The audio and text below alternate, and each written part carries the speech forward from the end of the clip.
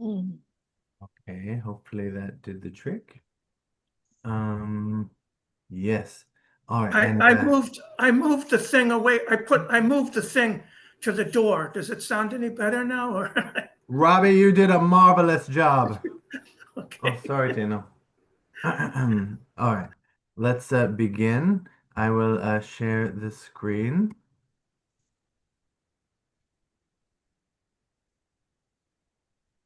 Hopefully everyone can see that. Hopefully I can see that. Hello everyone. Guess what? We have a special guest to Spirituality Group. His name is Rob Schwartz. And Rob is a spiritual author whose journey began with a life-changing session with a medium back in 2003. If you could do the math, that's over 20 years ago, folks. Discovering the concept of pre-birth planning. You guys remember when before you were born? Probably not. Where souls choose life challenges for growth sparked a profound awakening in Rob, motivated by his own suffering and the healing potential of this insight. Rob devoted himself to writing and speaking about how understanding our soul's plan, pre-birth plan, can bring meaning and purpose to life's difficulties. Welcome, Rob. Thank you. It's a pleasure to be here with you. All right, Rob. Now, you know what to do, don't you? Well, do you want me to give a talk or do you want to just have a discussion? What do you like to do?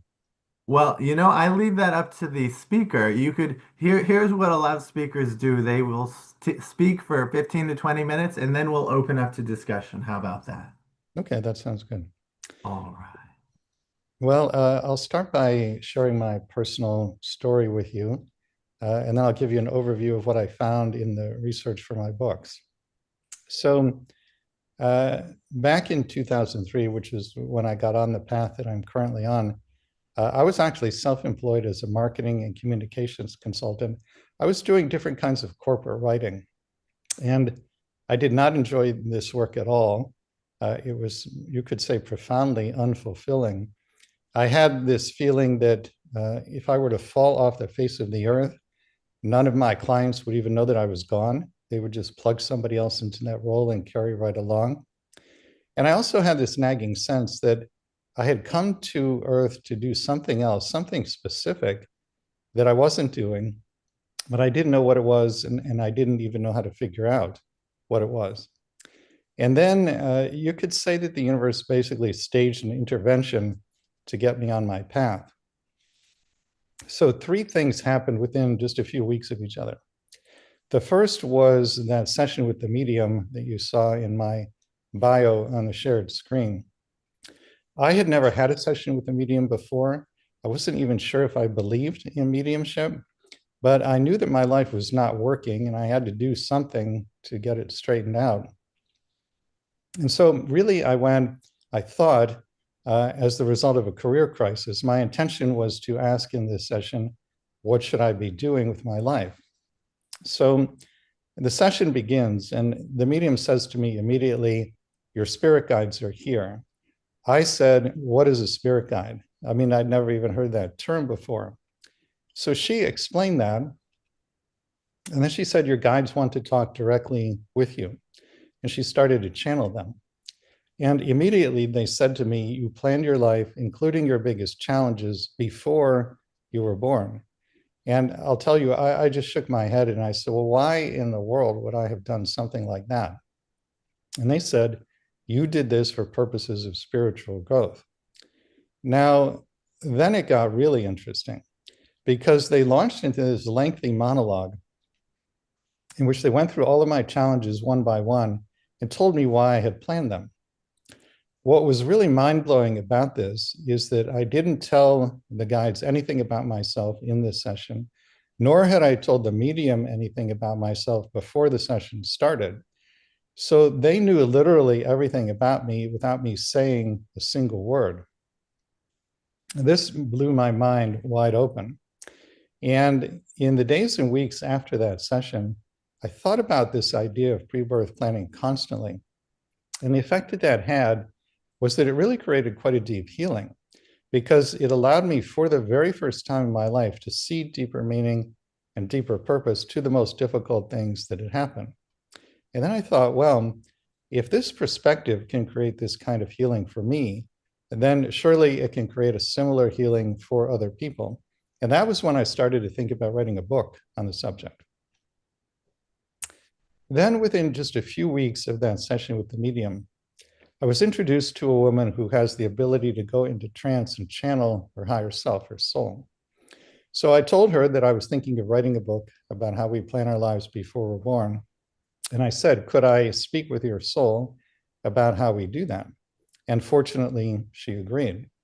So we got together 5 times for a total of about 15 hours of channeling. And in these channeling sessions, her soul told me in detail how pre-birth planning works, which challenges have been discussed for her, which ones have been chosen and why, which ones had not been chosen and why not. And so this enormous volume of information came forward that in many ways served as the foundation for all 3 books that I wanted to write. And then shortly after that experience, something even more profound happened. I had what is now called a spiritually transformative experience, or STE, in which I was doing nothing more than walking down the sidewalk in the middle of a weekday afternoon. I was just taking a break from work. And all of a sudden, every time I saw another person, I was overwhelmed by this feeling of pure, divine, unconditional love for that person. And I use the words pure, divine, unconditional because that's as close as I can get in English. But there truly are no words to describe this kind of love. This was a transcendent love. It was beyond the earth realm. It was beyond the human experience. Every time I looked and saw another person, this feeling of love washed over me. And this went on for about an hour. As it was happening, you could say that I was caused to know that we as souls are made literally from this energy of unconditional love. I got that message loud and clear.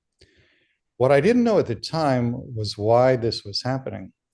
That became clear a couple of years later. By that time, I had looked at a lot of people's pre-birth plans for my first book, Your Soul's Plan. And every single plan I looked at, no matter what was being planned, it was always based on complete unconditional love for every person involved. And that was true even when the great challenges were being planned, when quote unquote negative roles were being scripted for people. It was always based on total unconditional love for every person involved. And then I realized, aha, that experience walking down the street that day, that was given to me so that when I found this result in my research, I would be absolutely certain that it was true.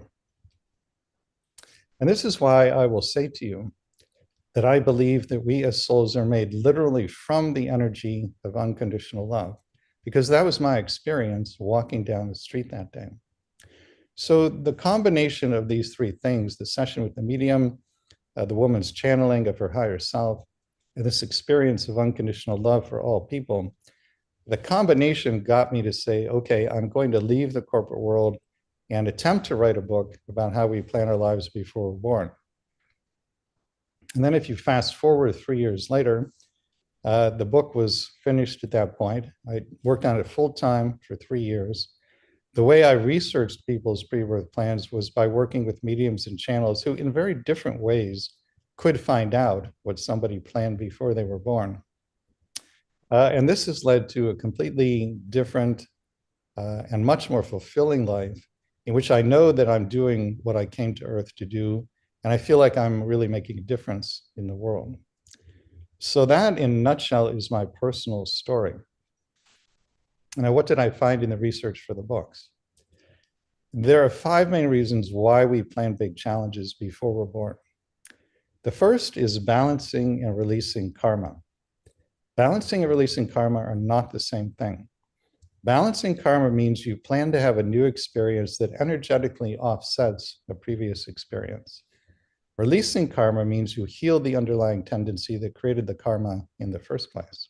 So in other words, if all you do is balance karma without also releasing it, you'll just end up recreating the same karma over and over again. I'll give you a good example of balancing karma.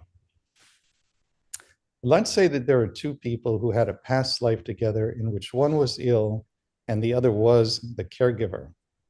When those two people transition back into spirit at the end of that lifetime and have a life review, as we all do, they may or may not feel complete with this caregiving relationship. If they feel complete with it, then as I understand it, there is no karma, and they'll go on to plan something totally different. But if they feel incomplete with it for any reason, that feeling of incompletion is the karma. So let's say they feel that way. How do they balance the karma? Well, most likely what they're going to do is trade places in the next lifetime.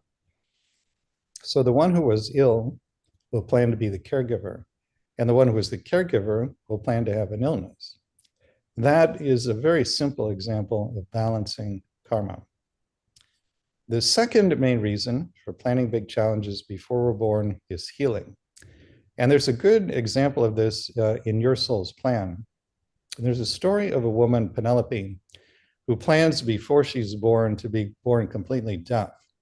And working with one of the mediums, I went into her pre-birth planning session and was actually able to hear the conversation she had with her spirit guides when the deafness was planned. So what I discover is that in the lifetime prior to this one, she had the same mother she has in this lifetime. And in that past life, when she was a little girl, she heard her mother shot to death by the mother's boyfriend. Now, she didn't actually witness the murder, but she heard the gunshots that led to her mother's death. As you would expect, she was traumatized by that, so much so that it led to suicide later in that lifetime. So Penelope returned to spirit from that life with what you could call an energy of unhealed trauma, which now has to be healed.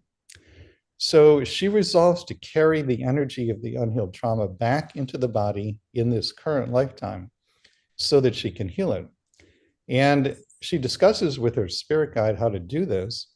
The plan they come up with is for her to be born completely deaf so that no traumatic sounds will happen again in the current lifetime. Her guide actually says to her, "My dear, would you prefer to be born deaf so that no similar trauma will happen to you again?"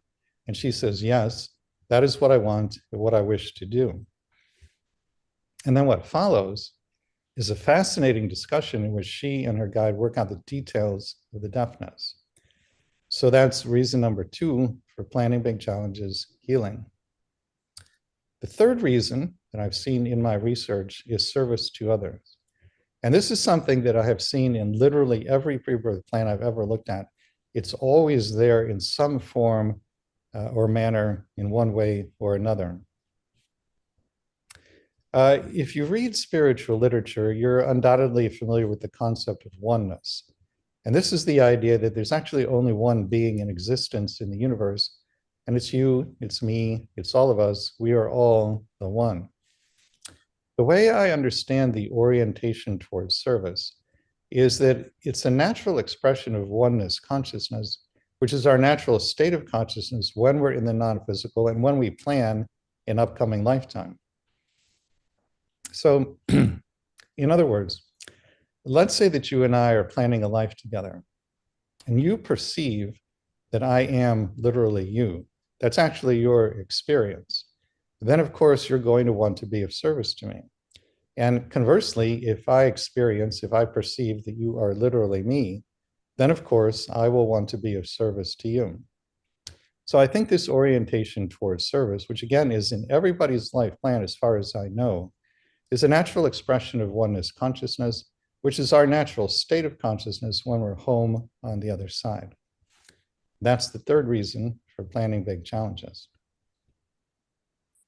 The fourth reason is experiencing contrast. And let me explain what I mean by this. I shared with you my spiritually transformative experience of divine love for all people.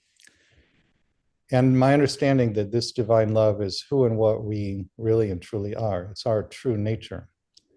So when we're home on the other side, it's just a realm of pure unconditional love for all beings. There is no opposite to that love. When we come into body, we seem to experience the not love or the opposite of love.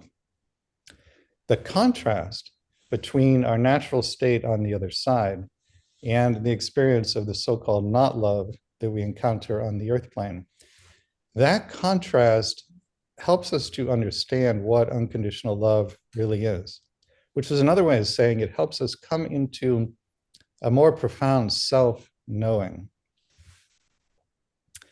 This idea is somewhat arcane, so to explain it better, let me borrow an example from a book other than one of my own. You might have heard of the Conversation with God books written by Neil Donald Walsh. And these are books in which Neil channels his conversations with God. So in one of those books, this idea of contrast comes up. And God asks Neil to explain it using the analogy of the white room, which goes like this. God says, imagine that you are a white being in a white room. So you are white. The ceiling is white. The floor is white.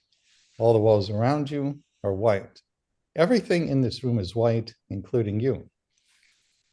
Now, if you are such a being in such a room, how do you know that you're white? The answer is you don't. And in fact, you can't until you experience something that is other than white. This, I think, is what the soul is doing here on the earth plane. We are love. We are in this realm of only love. We therefore experience no contrast to ourselves. We therefore don't fully understand or appreciate who or what we are. And so we come into body on planet Earth to experience the not love, the contrast. Because through that experience, by the time you go home at the end of an incarnation, you understand much more deeply what unconditional love really and truly is, which means you understand who and what you are in a much, much more profound way.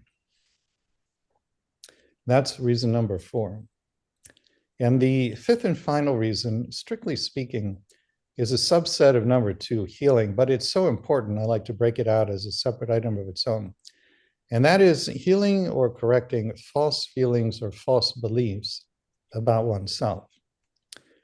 Almost everybody has had at least one incarnation, and usually many, in which certain things happened that caused you to pick up a false belief or false feeling about yourself.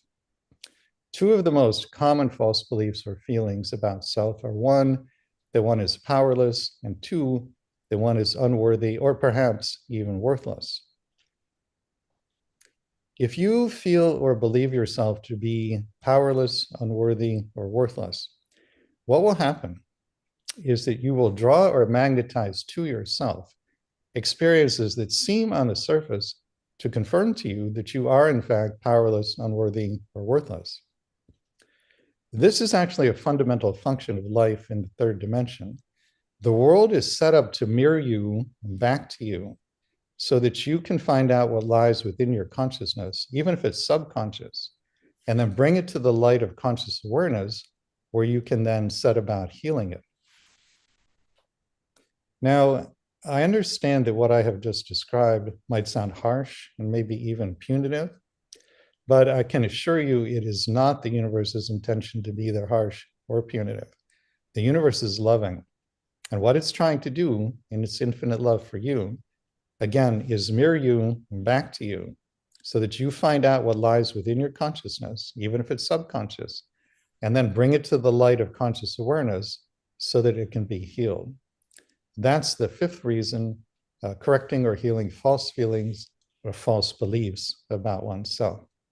And I will just add before I conclude, those 5 reasons all have a common denominator.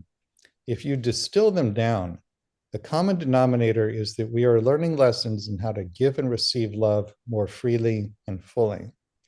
That is the bottom line reason why everybody is here in a body on planet Earth. So that's what I wanted to share with you today. And I'll be happy to take any questions and we can talk about what you'd like to talk about. Okay. All right, hold on. Let's see. Ted gets a mute. Okay. Mark and Emmeline, I made you both co-hosts, so you have muting powers and all kinds of different tchotchke powers. Rob's talk was fascinating. Apparently, whether you have a role as a hero or a villain, it's all predetermined and it was all agreed upon before we were even conceived. And and then Rob went into the 5 reasons why we might have made this pre-birth agreement, and that's fascinating stuff. So I am going to take a step back. Mark and Emmeline, please take a step forward, and let's conduct a meeting where we can engage Rob and with our questions or our thoughts, and let's have a beautiful. Oh yes, go ahead. Can I add one more thing before we do that?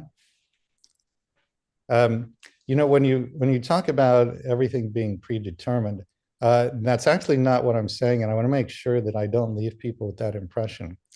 So the way it works, my wife is a channel, and she channels a collective consciousness, a group consciousness that we affectionately call the beings of light, or BOL for short.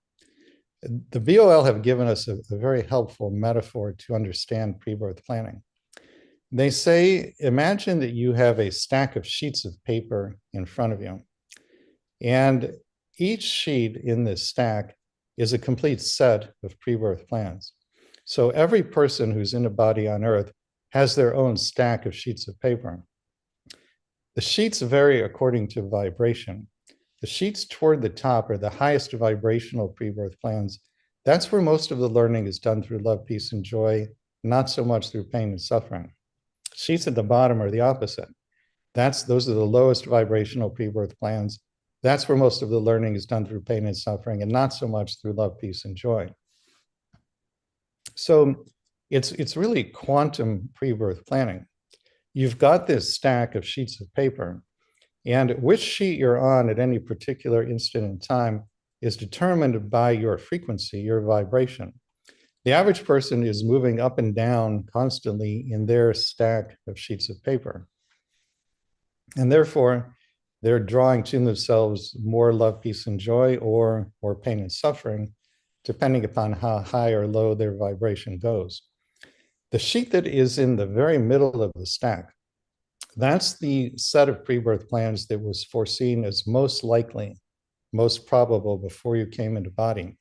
The farther out you go in either direction from the center of the stack, the less likely the pre-birth plan was foreseen to be. But you have free will. So you determine through your free will, your choices, what your vibration is, and that determines which sheet you're on, which determines the experiences you have in your life.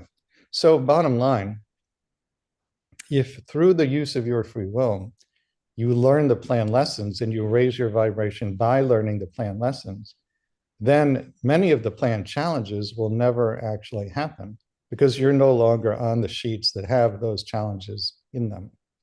So free will is very important here.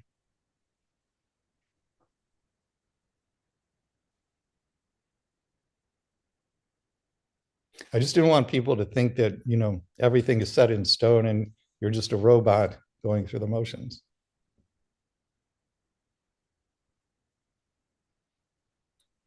So Rob, any questions? Comments? Rob, I have maybe an interesting question for you that's kind of been stirring around my mind for some time. Do you think that there's maybe some data set, some body of information that the human expression is trying to fulfill before we collectively can move on to something else? Let's say our destination is expressing consciousness through ourselves, but right now we're just living in kind of the body personality, generating suffering and trying to find ways out of it. So it's just an interesting question of, is there a data set that we could somehow complete before we collectively can move on? I don't know that I would use the word data set, but my understanding of what is happening with humanity right now is very much along the lines of what you just said. So I mentioned earlier that there's just one being in existence in the universe, and that is the truth as I understand it to be. And this one being, we'll call it the self with a capital S. The self is has given it itself an almost infinite number of localized consciousnesses. And that would be you and me and all of us who are here, everybody who's in a body on a planet Earth. It's doing this as a way of seeing itself in a way that would not be possible if it didn't localize its focus. The localized focus is the personality self, or at least it seems to be. So we all believe that there's an I, a me, things that are mine. And the personality self is basically, it's a collection of stories. And the ego that's in the personality self is a collection of resistances. These stories and these resistances, for the average person, constitute their entire identity. They believe that that's who and what they are. But that is actually an illusion. And what's happening with humanity now is that we're getting to a point in vibration where people are awakening from the illusion of the personal self, and they're remembering the self with a capital S, which is what they truly are. So that would be the data set if we're going to use that term. We're moving from identification with the personality to identification with the self with a capital S. And this, I think, is happening worldwide now. There's a huge spiritual awakening happening all over the world. And each personal self, each seeming body is kind of like popcorn popping. You know, when you pop popcorn and you get pop, pop, pop, there's a kernel and a kernel and a kernel that pops. It's popping like that all around the world right now.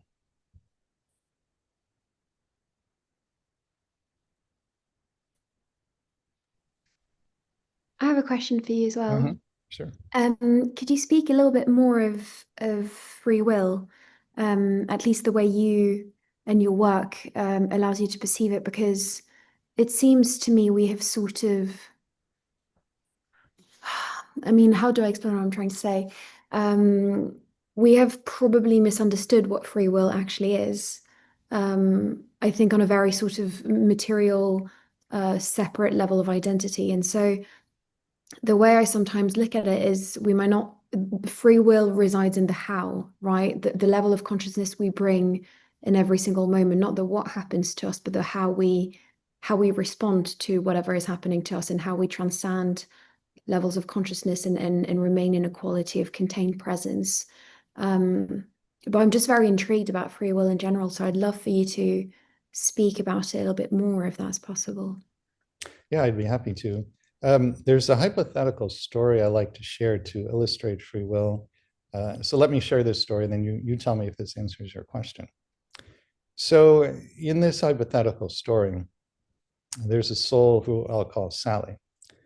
And Sally has had a number of past incarnations in which she made certain plans before coming into body. But then when she got here, she had a tendency to defer to the wishes of others. She let other people tell her how to live her life, basically, which is not an uncommon thing that people do. So when she has her life review at the end of those incarnations, she sees that she has this tendency, and she decides to carry it back into body energetically, not for the purpose of expressing it, but rather for the purpose of healing it. So that's her plan. Now let's say there's another soul in her soul group who I'll call George. And George has the opposite tendency. George has had a number of past lives in which he exercised power inappropriately over others. He told people how to live their lives. He told them what to do. He sees this tendency in his life reviews. And like Sally, he decides to carry it back into body for the purpose of healing it. So that's his plan. Now, because they're in the same soul group, Sally knows what George's plan is. So she goes to him before either one of them is born, and she says, "Hey, George, I'm taking back into body the tendency to defer to the wishes of others for the purpose of healing it. I see that you're taking back into body the tendency to dominate others for the purpose of healing it. Why don't we make a plan that we will marry, say around the age of 30? And although we know this is going to be a turbulent marriage, our hope is that I will learn to stand up for myself and you will learn to respect the wishes of others." George says, "This is a great idea. Let's do it." And so that's their plan. Now, let's say that when Sally is in body and 25 years old, She gets a job with an employer who is running roughshod over her, treating her with a profound lack of respect and kindness, dominating her, telling her what to do. And let's say that she marshals her internal resources and she takes a stand. She says to her employer, "Stop. You may not treat me this way. If you want me to continue working here, you must treat me with respect and kindness." In the moment Sally takes a stand like that, there's a tremendous increase in her vibration. If she can sustain the heightened vibration until she's age 30, now one of two things is going to happen. Either she and George will never meet because her vibration is up here, his is down here, they go right by each other. Or if they do meet, they have one date and then nothing comes of it. They're not drawn to each other because their vibrations are so dissimilar. So in this hypothetical story, Sally has used her free will to learn the planned lesson to stand up for herself.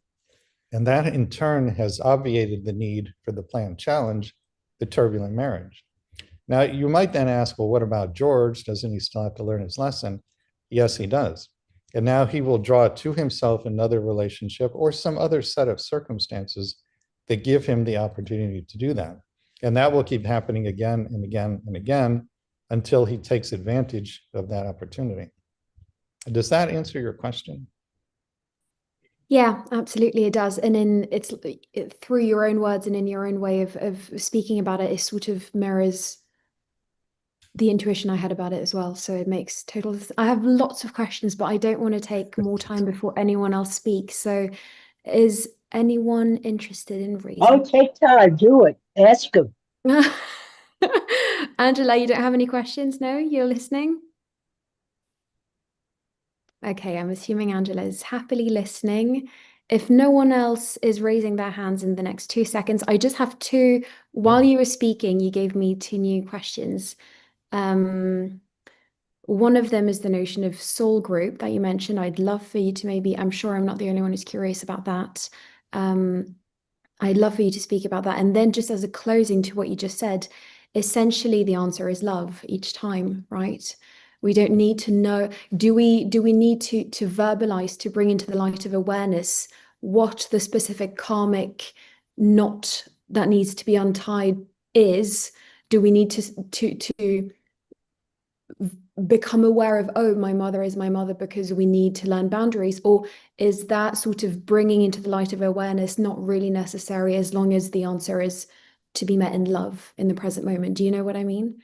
I do know what you mean. I'll take the second question first. You can do it either way. If you do it consciously, it happens usually faster and with less suffering. So that's the reason to do that. But the life plans are set up so that even if you don't come into conscious awareness of the karmic knots or the underlying lessons, they're going to come to you for resolution anyway. In terms of what is a soul group, it's a collection of souls who are at more or less the same evolutionary stage, meaning the same vibration. And you and the other members of your soul group have many, many incarnations together, in which you play every conceivable role. So you'll be mother and daughter, father and son, brother and sister, best of friends, husband and wife, mortal enemies, teacher and student, even murderer and the one who is murdered. And at the soul level, there's no judgment of any of these roles at all. They're just seen as opportunities to open into greater love. It's known that these are just roles that we're playing on a stage. You know, if an actor is in a play on a stage and he murders another one of the characters, we wouldn't say, oh, he's a really terrible person, he's evil. You understand he's just playing a role. And it's the same thing with what we're doing here on Earth. We're just characters playing roles on a stage.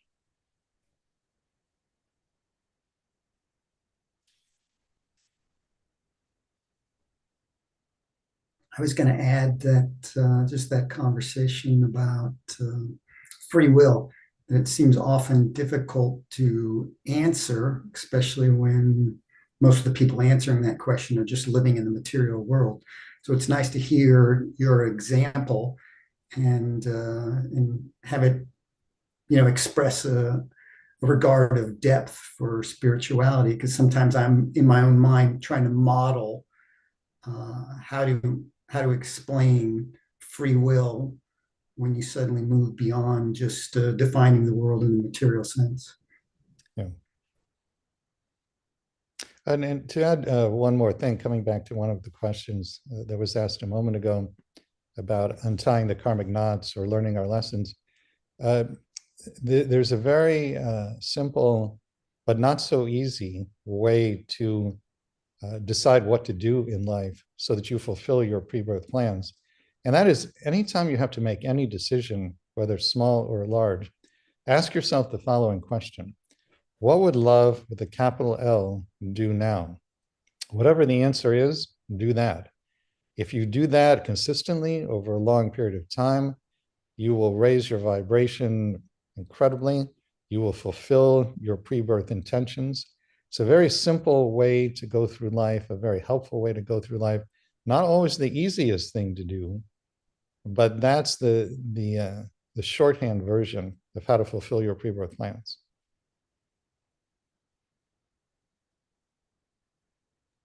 Robbie, I'm asking you to unmute. There we go. Okay, I was just wondering how you would describe or explain just a lot of the political stuff that's going on today. I mean, it's a lot of crazy stuff happening at once, not to get too political, but just curious, the news is, I think it the comes news, back. oh, go ahead, I'm sorry. I think it comes back to experiencing contrast. I myself have not done any research into the pre-birth plans of any of the leading politicians these days. I do recall some months ago reading some channel material, and I don't remember now who the channel was or who the channel of consciousness was, but they were talking about President Trump's pre-birth plan. And the channel of consciousness said that his primary pre-birth intention was to stimulate healthy dialogue about many different options. And there was an implication there that perhaps he had carried that a little bit too far.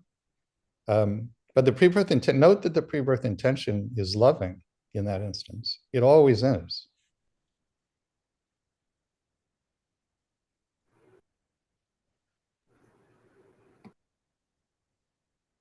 Gabe, would you like to ask your question? I'm unmuting you, or asking you to unmute, rather. Hello.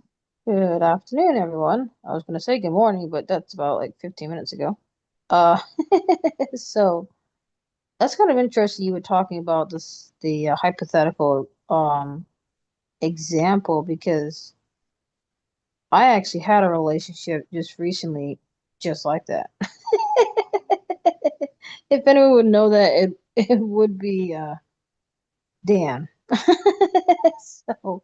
And I was the female and the male was the male. So I'm no longer in that relationship anymore.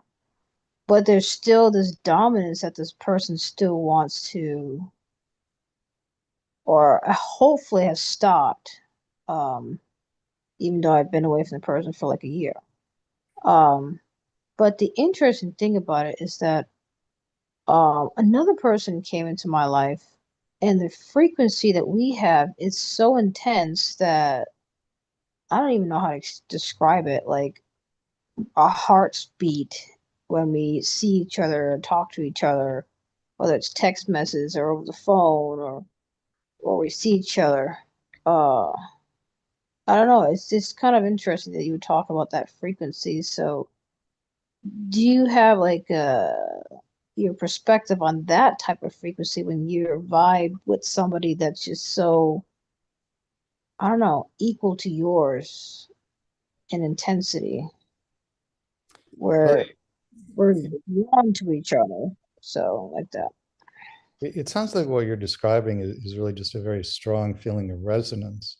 And a lot of time, not all the time, but many times when you have that with somebody, it's the result of having a number of past incarnations with the person where you've worked together to help each other learn many different kinds of lessons. And a lot of love has been cultivated between the two of you. There's a feeling of recognition and excitement. Oh, I know this person. I don't know how I know them, but I know them. I think many of us have had experiences like that. And it's just a soul that you've been with many times before, and there's a lot of love there.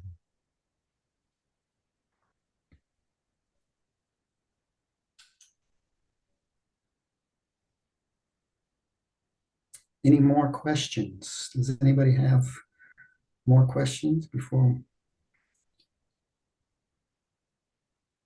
Well, you know what? If no one has any questions, we could do a check-in Robbie about has a this time. question. Oh, Wait, I'm okay. just going to ask him to unmute quickly. He has a question. There we go.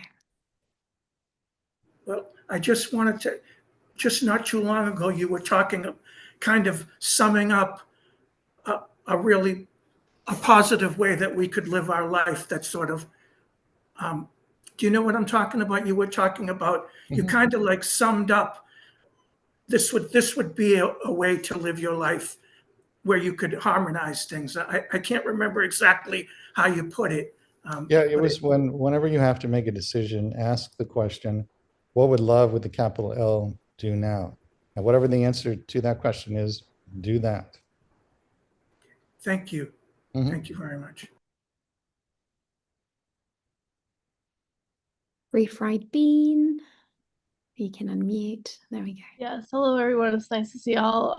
Rob, that was a very interesting presentation and it was like very skillful. I guess I'm wondering what, like, if you have any theories of appearance, like how people choose their appearance, and also family trees. Like, is the actual like earthly family tree system a deception, or is it is it like a hiding tool for some other chain of association? That's just my question. Thanks. Can you explain what the second question means? Okay, well, like if you're saying that people might already know each other and then kind of choose a role, and I'm wondering what you think, how you think that relates to kind of relationships. Like I was thinking about it with appearance, you know, like someone's born into a family and they have these traits, and I was like, I wonder, like, if you think people choose that, and then if so or if not, what's a family on earth mean? Like, is it a real thing, or is it like hiding a whole other network of Okay. people? For your first question, you asked about body type. The pioneering research in pre-birth planning was done back in the 1990s by a hypnotist named Michael Newton. And he found when he put his clients in the hypnosis state, he could regress them back to the point where they were doing some of the pre-birth planning, including choosing body type. And what he found is that they were usually given a selection of maybe 2 or 3 different bodies that they could have. And the body wasn't just the body. I mean, it was a complete personality that they would be incarnating as. But the body type was one factor in whether or not they chose to be a certain person in the upcoming lifetime. And the body type would be chosen if it could help them learn certain lessons. In terms of families, what I've seen is that the people who incarnate together in a family are generally about the same vibration, and they're usually working on the same lessons. You'll see a particular theme in a family. For example, in my wife's family, they're working on fear. There are a lot of people in her family who are dealing with fear, and I think that that frequency brought them together in a family. In my family, there was a lot of judgment, and I think we chose each other in part to mirror judgment back to each other so that we could eventually make a higher choice over the course of this lifetime. So if you look at your own family closely, you can probably see some kind of theme that would draw everyone together and that you're working on together. That's very interesting. Thank you. Mm-hmm. Gabe. Yeah, I want to like tack on to that because it's interesting because I was born into, well, I can say into, but as you can see, I have this complexion, but my mom, my sister, my brother, and my mom's side of the family are all African American. And so I came out like my father. My sister and I have the same father, but she came out the complexion of my mother. And for some reason, I always felt like I really couldn't fit in with my siblings and my mom's side of the family. And so the only person that I really could vibe with was my mom. But the thing about my mom is that I think really she was so like you said, she was the person that in that hypothetical um example of a female where she would always, help others more than she would, give that to others and to heal that for others. And so I picked that up from my mom, but my sister and my brother were the opposite, and I kind of felt like I didn't really fit in with my mom's side of the family because they were like that. My sister and brother was like that. My father was no longer around, so I couldn't relate to anything in regards to that side of the family. Sorry, my cat wants to join the conversation. Um, so I don't know. I'm trying to figure out. I feel like I was like the black sheep or white sheep in a black family, in a black sheep family. So what is your perspective on, you know, me where I kind of feel like I didn't really fit in. I feel like I really didn't really fit in with my family. I didn't really fit in with the church I grew up with. I didn't fit in with the city and state that I grew up in. So, I didn't go into this in the presentation I gave at the beginning, but um, a lot of times when we're planning the upcoming incarnation, the decisions are motivated by a desire to cultivate certain qualities that are important to the soul. I call these qualities divine virtues. And over a period of years, I put together a list of the ones that came up the most often in people's pre-birth plans. I think there are 28 on the list now. It's things like unconditional love, empathy, compassion, patience, forgiveness, faith, trust, and many others. Most people are working on 2 or 3 divine virtues. So you could get insight into the answer to that question by asking yourself, what qualities have you been able to cultivate or could you cultivate through the experience of your particular family? And I think if you just contemplate that question for a while, you'll get some insight there. Yeah, that's the insight that I have received, that I have cultivated these things, and for some reason I've been having a hard time connecting with others for so long on these same type of One of the divine virtues is self-love. And that's the one that's coming to mind for me most of all in regard to what you just described with your family. So when you choose to incarnate in a family in which you're very different from all or most of the other people, it's going to be harder to get love from those people. And that is a conscious part of many people's pre-birth plans. The reason people choose that is that the absence of love in the external environment is intended to be so painful that it will drive the person within, where the soul hopes that over time they'll cultivate self-love. And then the other half of the pre-birth plan is what I talked about earlier, service to others. Your soul hopes that you will take the self-love you've cultivated and turn it outward in service to others. But the environment that you described, I think would be fertile ground for cultivating self-love. Yeah, that's the one thing I struggled with most of my life, was that I always turned that self-love out to others, keep myself on the back burner. And it really wasn't until maybe my late 20s, early 30s that I realized I needed to be able to start working on self-love. So that's when like the transition started happening, but it didn't really start happening really strongly until like after my mom passed away during the pandemic in 2020, which was like so devastating that I snapped. I ended up becoming like a super volcano of just like pent up anger and emotions. And so I had to find a way to be able to reconnect with self-love, to allow myself to be able to grieve, allow myself to be able to get stabilized emotionally, mentally, spiritually, and physically. And that really didn't happen until like the last few years. And I'm 40, gonna be 44. So it took me a long time for me to be able to like get to that place of I need to love myself, and if anyone doesn't like it, then that's their problem. So, you know. Yeah, it sounds to me like self-love is definitely at least one of the virtues you're working on. There are probably a couple of others, but that might be the main one. Yeah. Yeah, thanks for sharing that.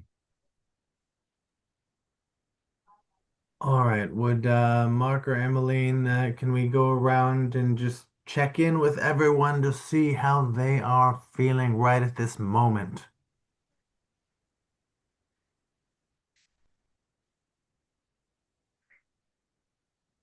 I guess we're supposed to direct, Emily. Who'd like to go first? Cheryl. Cheryl hasn't spoken much. Would you like to say say something about how you're feeling, how you're digesting this? I love it. I mean, it makes so much sense, so much sense. Um, Someone told me I won't just, that's enough for now. Yes, I love it. Love it, love it. Who hasn't spoken in a little while? Fred, how are you? How's it going on your side? I'm okay. I'm finding this to be very interesting.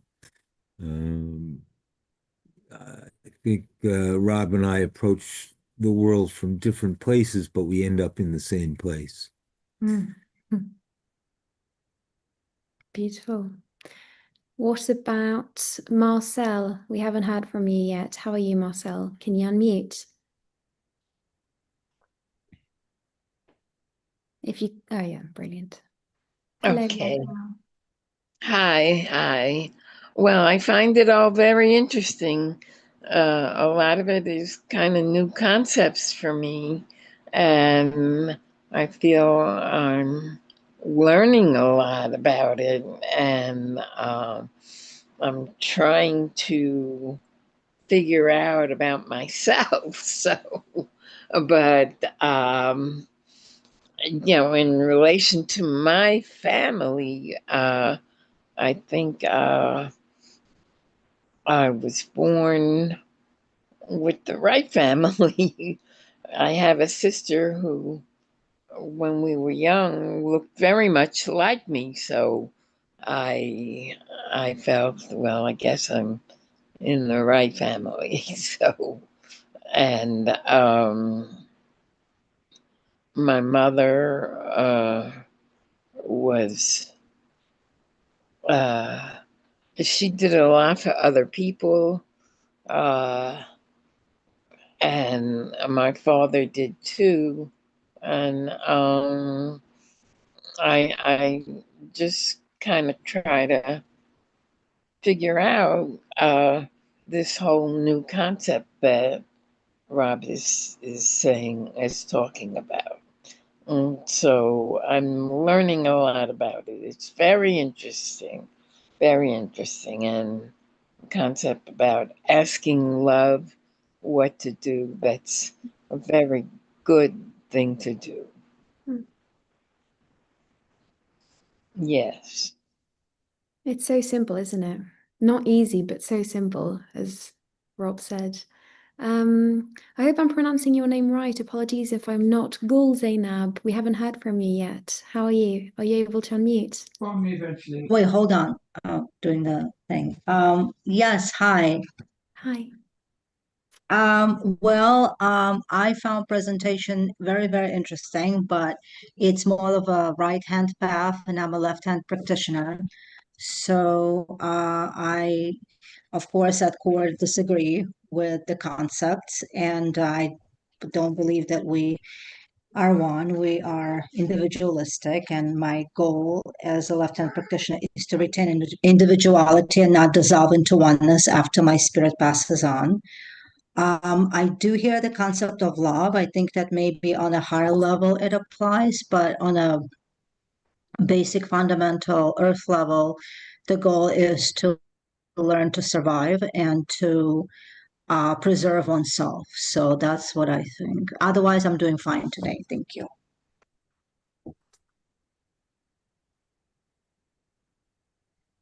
Who else have we not heard from? Jennifer, how are you? You still have your Christmas socks on behind.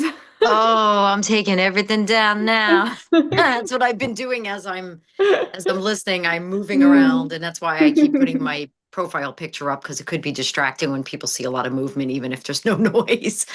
But I am listening and absorbing. The notion of vibration resonates with me, because I've always kind of seen things as having to do on some level with that. I'm very much into music, so seeing how music being a universal language for us, it makes sense to me. That's vibration, that humans operate on vibration. So that resonated. And I'm, in terms of like, I've always thought, when people ask like, what is the meaning of life? Why are we here? And I've always said, it's really very simple. We're just here to love. So the notion of love definitely resonated with me. So I don't know. It definitely is. I'm absorbing it. I think I'm still absorbing it, but I think there's elements that resonate very strongly. And then there's others and I'm like, I don't know about how do you consciously choose something that you're not aware of, kind of thing like that. That's the part where I get a little stuck. But if I had to say the family that I was born into, if I have lived other lives, this one was the right one. This mom, I've always said to my mom and dad that if I could actually design and choose my parents, I would have chosen them. So that's where it kind of resonates. Do you know what I mean? So, all right, I'll stop babbling now, but I'm really still absorbing it, but it's quite interesting and I'm enjoying it. So Angela's face emojis are great. Angela, how are you? You're sending us interesting faces. It's One kind without of a mouth. noisy around here. That's why I'm trying not to get on. I really enjoyed this. I mean, you built so much on what I already know, and I'm very impressed. Thank you. Brilliant. Who have we not heard from? Robbie, and then refried bean, and then maybe Dan. We've not heard from Dan so much, have we? Robbie, how are you?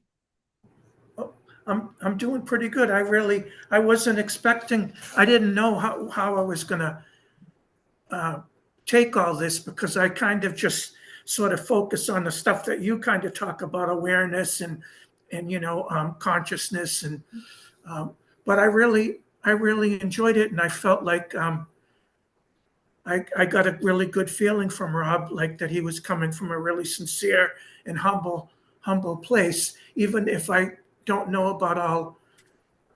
I grew up Catholic, so I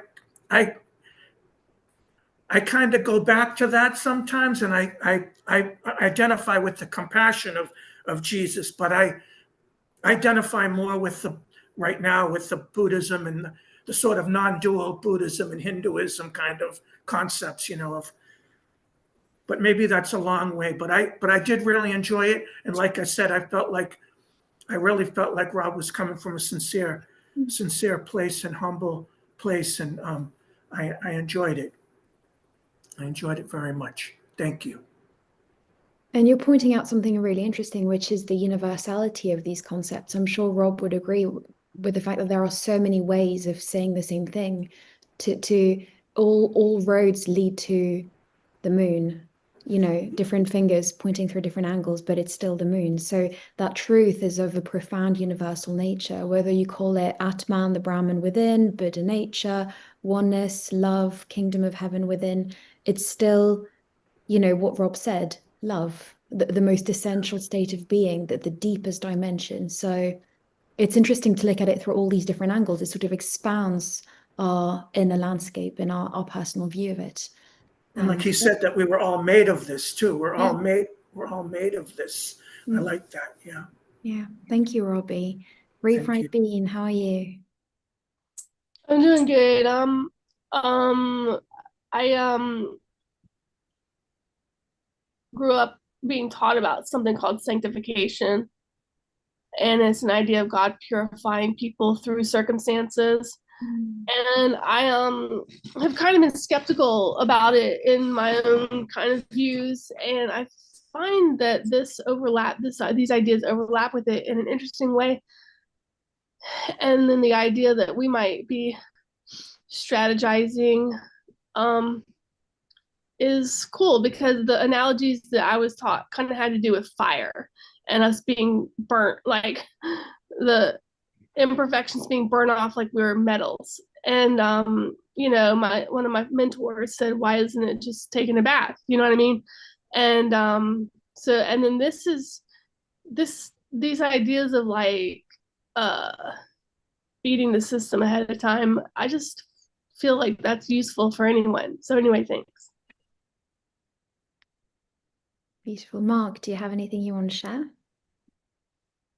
I've been having a number of different thoughts. I just wanted to say to kind of refried that it was a wonderful kind of framing of taking a value system that you grew up with and kind of intertwining it with this. That was really, really kind of like a wonderful art, if you could say, in twisting or turning thoughts that exist within ourselves. I was going to say, just from a clairvoyant angle, that if you sit down and meditate and you can kind of look at everything, the stream of consciousness within yourself, and you could essentially sit down and mock up what your pre-birth plan was, and then you could kind of read it or look at it. So then suddenly some of my experiences with clairvoyance are kind of are adding value to this. Like the purpose of seeing is so that you can understand your own self. Thanks.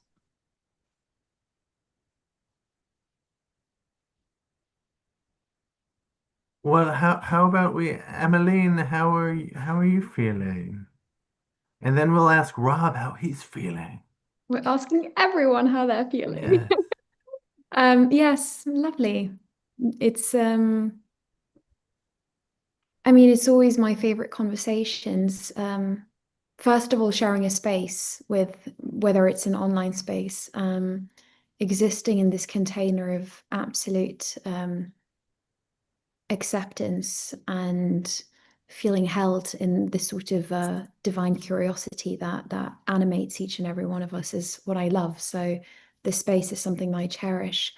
And like I said to Robbie, I think it's also one of my favorite things to sort of look at this thing that we hold within through so many different angles possible. So Rob just clarified a whole new angle for me, because it's not something I'm familiar with at all. I heard of Dolores Cannon and of, the work she did and all these things, but it's never a path that I've really sort of gotten to know on a deeper level. So I'm really grateful, because it is like learning a new language that seems very much buried within, and finding tools that you already are, but discovering them in a new light. So yeah, I find it fascinating. And actually, Mark's comment drove me to a question, and maybe then we'll ask Rob how he is, and maybe we can keep my question for later. But before I forget it, because Mark, you spoke about your clairvoyance. Is it something that everyone is capable of accessing? This, well, how would you call it? This sort of soul contract drafted pre-birth plan. Do we all have an innate capacity to to access that realm, or is it a lucky few, who are able to channel, sort of like reach that liminal space within? How does it work? Do we all have ways of getting there somehow? There are certainly people who plan before they're born to have gifts in that area. But I believe that everybody has the ability to access this kind of information. And it usually comes to people in different ways. So if you go into meditation and you ask for information about your pre-birth plan, you might get it as visual images. You might hear your guides actually speaking to you. It might come in the form of feelings or emotions. Frequently, people will get it in the form of downloads. They'll just come into full immediate knowings without even knowing how they know, and without seeing, feeling, or hearing anything. Also, if I may mention it, I practice a form of hypnosis called a between lives soul regression. And the specific purpose of that kind of session is to get people to what is called their council of elders, who are the beings who oversee their personal evolution. And when you get to your council, you can ask them literally any question about your pre-birth plan or any other subject you like. And if it's for your highest good, they'll give you an answer.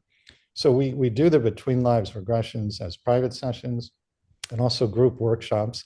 There's actually a workshop coming up on Sunday, January 25th. And if anybody wants information about it, just go to yoursoulsplan.com, go to the events page, scroll down to January 25th, click on that link, and then there'll be a lot of information that comes up. I want to mention that we never turn anyone away for financial reasons. So if you want to participate in that workshop, and if the fee, which I think is somewhere around $240, if it's too much for you and you need a partial or full scholarship, write to me, tell me that. We never turn anybody away due to finances. I just tuned in, but is that hypnosis, did you say? It is hypnosis, yes. And is that in the chat so I can put it on a piece of paper? Yes, yes, it is we sent a link, yeah.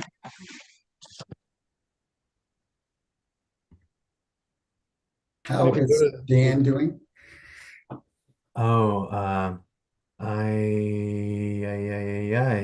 well, this is a very wonderful group as usual. And I was thinking the unexamined life is not worth living, or maybe it is worth living. Maybe it's much easier to live without examining one's life and asking all these questions and simply being, But I'm just grateful for everyone here, and I'm grateful that we have this group, and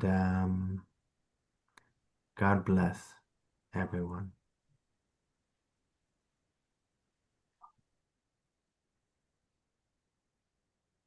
You might say that I have a challenge question for Rob, just on the point that I made in the beginning. Sometimes when I think about some conclusion to the current human story of, is it are we all generating answers to come to a conclusion, essentially kind of fulfilling a data set? When I entertain that idea, I kind of think back to maybe other forms that existed on the planet. So if we were existing as mammals and presuming that our consciousness has been on this planet since its inception, if we existed as the mammal world, then how would this conversation that we're having right now play out? Would deer just go up to another deer and say, well, I love you? And then that sense of knowingness would be there. And did the mammal world then essentially resolve itself of a data set? And if they did, then are we also resolving ourselves as a data set before we move on to something that might look more like consciousness and less like us playing out our kind of mammal impulses? I don't really know too much about mammals from an evolutionary soul standpoint. The only thing I can share with you is that in my second book, Your Soul's Gift, I did research on a person and her pre-birth plans with her pets. So we do plan for our pets to be part of our lives. And it's a very touching story. This woman plans before she's born to be a dwarf. She's 4 feet 8 inches tall in this life. And she does this for reasons of her own to learn certain lessons. And then her guides say to her in the pre-birth planning session, you know, this is going to be very difficult, especially when you're a child. You will be so much smaller than the other children. They're really going to tease and ostracize you. We need to put supports in place to get you through this. What do you want to do? And the plan they come up with is that she will surround herself with pets who will be unconditionally loving to her in the way that people are not. And then all these animals come into the pre-birth planning session. There are cats, dogs, there's a rooster, there's a horse, and they all say to her, we will love you through this very difficult experience of being a dwarf. And that is in fact exactly what they did. So pets, animals are part of the pre-birth planning. Robbie, I saw that your hand was raised. Do you have a question? Well, it was after with Dan. I just wanted to make a comment that if Dan had ever heard of the phrase stand-up philosopher, I think of him like, you know, like a stand-up comedian. Dan's like a stand-up philosopher. That's the only comment I wanted to make. Thanks. Thank you, Robbie. And that Mel Brooks reference has not gone unrecognized. All right. I would like to say something. Can I? Yes. So, you know, I have a granddaughter, she's almost 10, and she is bullying of the girls, you know, during lunchtime. And, you know, they're providing her with, well, the parents are providing her with psychologists and all that, you know, but the point is she's suffering from it. And I think I'm curious if something like this, what I just heard, would be appropriate to tell her, because the fact is she's only 10, you know, this is too philosophical. But maybe about people don't give unconditional, well, love, attention, but pets do now. She does have a pet, Bella is her name, and the pet is with the family before she even came into the world. But is that some sentence kind of, you know, that can be of help to a 10-year-old, or this is like too much in the clouds? And the other thing, you know, this is completely off the topic, but you know, I heard about some other group about karaoke. People go to different bars or whatever, and they sing along with other groups. And at one time, a few years ago, I had it on the internet, a group like that. It disappeared. I don't even remember where, whatever. But maybe somebody can recommend, outside of Googling, somebody recommended to me Google, like a group, like a, let's say free of charge, that they are karaokeing on the internet, because I'm most of the time at home. So that's my little offshoot. The sentence about a 10-year-old, appropriate or not, but also a karaoke group on the internet. And not through chat box or box chat or whatever, not through any of it. Just a group, you know, of people like we are here today. Thank you. I can't speak to karaoke, but in regard to your granddaughter, I think you just have to feel your way into that intuitively. For the average 10-year-old, a discussion of pre-birth planning isn't going to make much sense. But having said that, there are some very highly evolved souls coming into body now, and maybe she's one of them who is ready to hear something like that. You might have to put it in different terms that are more accessible to a child. But you could say something like, you know, your pet cat or your pet dog or whatever it might be. Do you think that maybe you knew each other before you came here? Do you think maybe you planned to come here together? Why might you have done that? Maybe she's ready for a discussion like that. It's very, I never thought about it. Thank you so much. That's quite interesting. I'm going to take it up with my daughter, what she thinks about it. Okay. Yeah, I love it. Thank you. You're Great. welcome. It's a great comment, Helen. How do you introduce a child or a young adult to the spiritual dimension? What are because the tools have to be, I'm guessing, completely different. So it's something that I'll be thinking about as well. There are Yeah, no right or wrong she's answers. very smart, very Yeah. sophisticated for her age. Yeah. Yeah, and it depends on the personality, on her, on what she's seeking, on where she's at. But it's a very legitimate, valid question, how to introduce a young child to the dimension within. If for anyone who's interested, there is a fantastic podcast. I'm sure you all know about it, but the telepathy tapes, which is, I think it actually came first before the Joe Rogan Experience in terms of rating last year. It is about the producers are following a group of young children who all have autism, and they report meeting in a different realm where they discuss. I've not listened to it, so I might butcher it, but I've been told that I should. Whether they go to sleep at night or whatever, they describe leaving their bodies and all meeting in this space where they all commune in this different realm, and they all report exactly the same experiences to their parents coming back.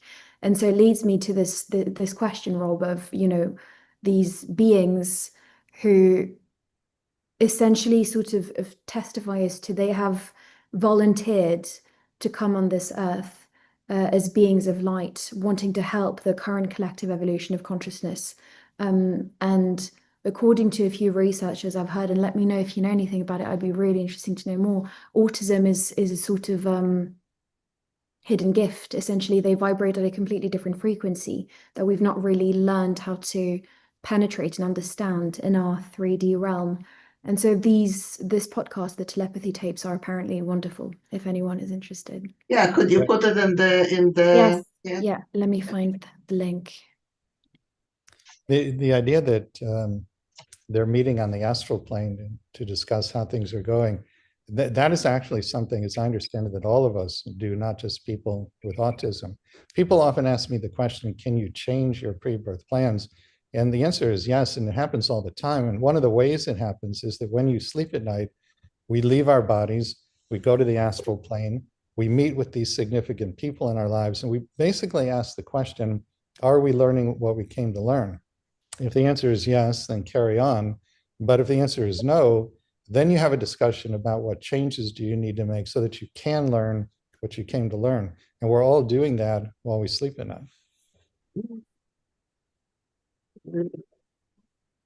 And so what would be the sort of would there be any remnants of these experiences in the astral plane that we would interpret as dreams or downloads or a specific experience or just a sensation? Do you know of any sort of physical remnants of that?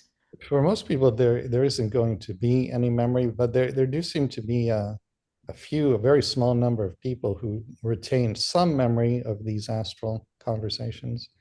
I remember years ago, I had a house guest come stay with me. And when we met for breakfast in the morning, she said, last night on the astral plane, you and I talked about compassion. And I was saying to you, I feel like I'm not a very compassionate person. And you were saying, if you think of compassion being from here to here, I'm covering from here to here. And I'm looking at this part that I'm not covering, but really I'm covering most of it. And you really helped me last night to feel a lot better about how compassionate I am. She replayed this whole conversation for me. I had no memory of it at all. Apart from that's all I can share with you on that. Rob, I believe you said your wife was a channel. Is that That's right. correct? Mm-hmm. So what came first, her as a channel or you going and seeking advice from a channel? Me seeking advice preceded her becoming a channel by 20 years or so. And so her story is that at one time she had quite severe OCD, obsessive compulsive disorder, basically germophobia. And at the time we got together, it was so bad that I actually thought she would never be able to work. And I was okay with that because I love her. But through the help of a very skilled therapist and a lot of hard work on her part, she has largely overcome the OCD. And once she made significant progress with it, she started hearing words in her head from the beings of light. She wrote them down on these 3x5 index cards. and showed them to me. And I said, this is really good channeled material. We should put this in the newsletter and share it with the world. She said, I don't know if I really am comfortable with that, but she finally agreed to it. And to make a long story short, she has now become my co-teacher in everything I do. She does all the workshops with me and is a full partner in the work now. My question is, if I have a friend on the internet from California, I'm in New York, and she has OCD and she's like giving up finding any help. Yes, she takes some medicines for anxiety, but in terms of the OCD, which is very paralyzing for her because she lives on her own, she's about 61, 62 years old. Is there any kind of something that can help her? That I can share with her during a meeting on I the can just internet. tell you what helped my wife. It's something called exposure and response prevention therapy. Exposure and response prevention therapy. So essentially, in very gradual baby steps, you expose yourself more and more to whatever the triggering things are. And then you just sit with the anxiety that comes up. You don't respond in any other way. It's very, very challenging. But by doing that over a long period of time, the OCD eventually dissolves. But can she find it on the internet? Because she's most of the time. Yeah, she'll find a lot about it on the internet. A lot. Thank you so much. Sorry. Yeah, I thought so, but yeah, she seems to be like paralyzed. Thank you. I put those words in the chat, and as we have 4 minutes left, I just want to ask Mark, do you want to carry on after the group is technically over, and you can carry on with whoever wants to remain behind, Mark? Yeah, so if anybody wants to share some of what came up during this or share some different viewpoints, then I'm here to listen. All right. I'd like to thank Rob Schwartz for coming. Cheryl has a question. She just raised her Oh, hand. Sorry, I interrupted you. Yeah. Sorry. There you go, question. Well, I'm not sure I have time to ask it, but I'll make it real quick. So just briefly, bipolar disorder, I've come a long way with that, but is there anything like even what you were talking about, the response therapy? Yeah, go ahead. In terms of how to treat it, I'm not qualified at all to speak No, to that. right. However, in my second book, Your Soul's Gift, the last chapter is about the pre-birth planning of mental illness. I think there would be a lot there that could be helpful. That's the second book. Second book, Your Soul's Gift. Got it. Thank you. That's good. Well, I do have a quick question for Rob. Mhm. Just, do you have some sense of an average for a number of spirit guides someone might have? I think it's generally 1 to 3, but it depends on what you're doing, and they can change over the course of a lifetime. So let's say, for example, somebody decides to go to medical school and become a doctor. You might then draw to yourself a guide who was a doctor in a past lifetime. It just depends on what you're doing.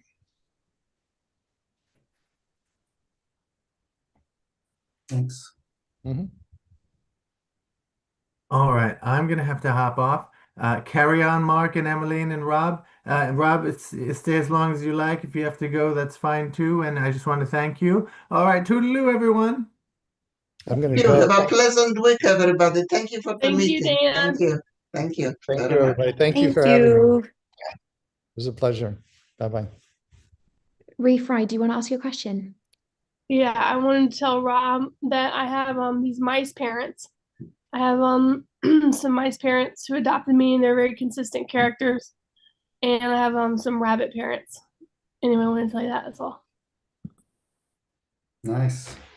I believe Rob left the chat, so I hope he will hear that on the astro plane because he was not here to witness it. But we will send the energy out. The telepathy tapes of Rob. Yeah, that's it. I'm gonna leave too, guys, but it was nice to see y'all. Hope y'all have a good weekend. Thank you so Thank much, everyone. Take care. Bye. Good to see you guys too. I really enjoyed that whole hour and a half.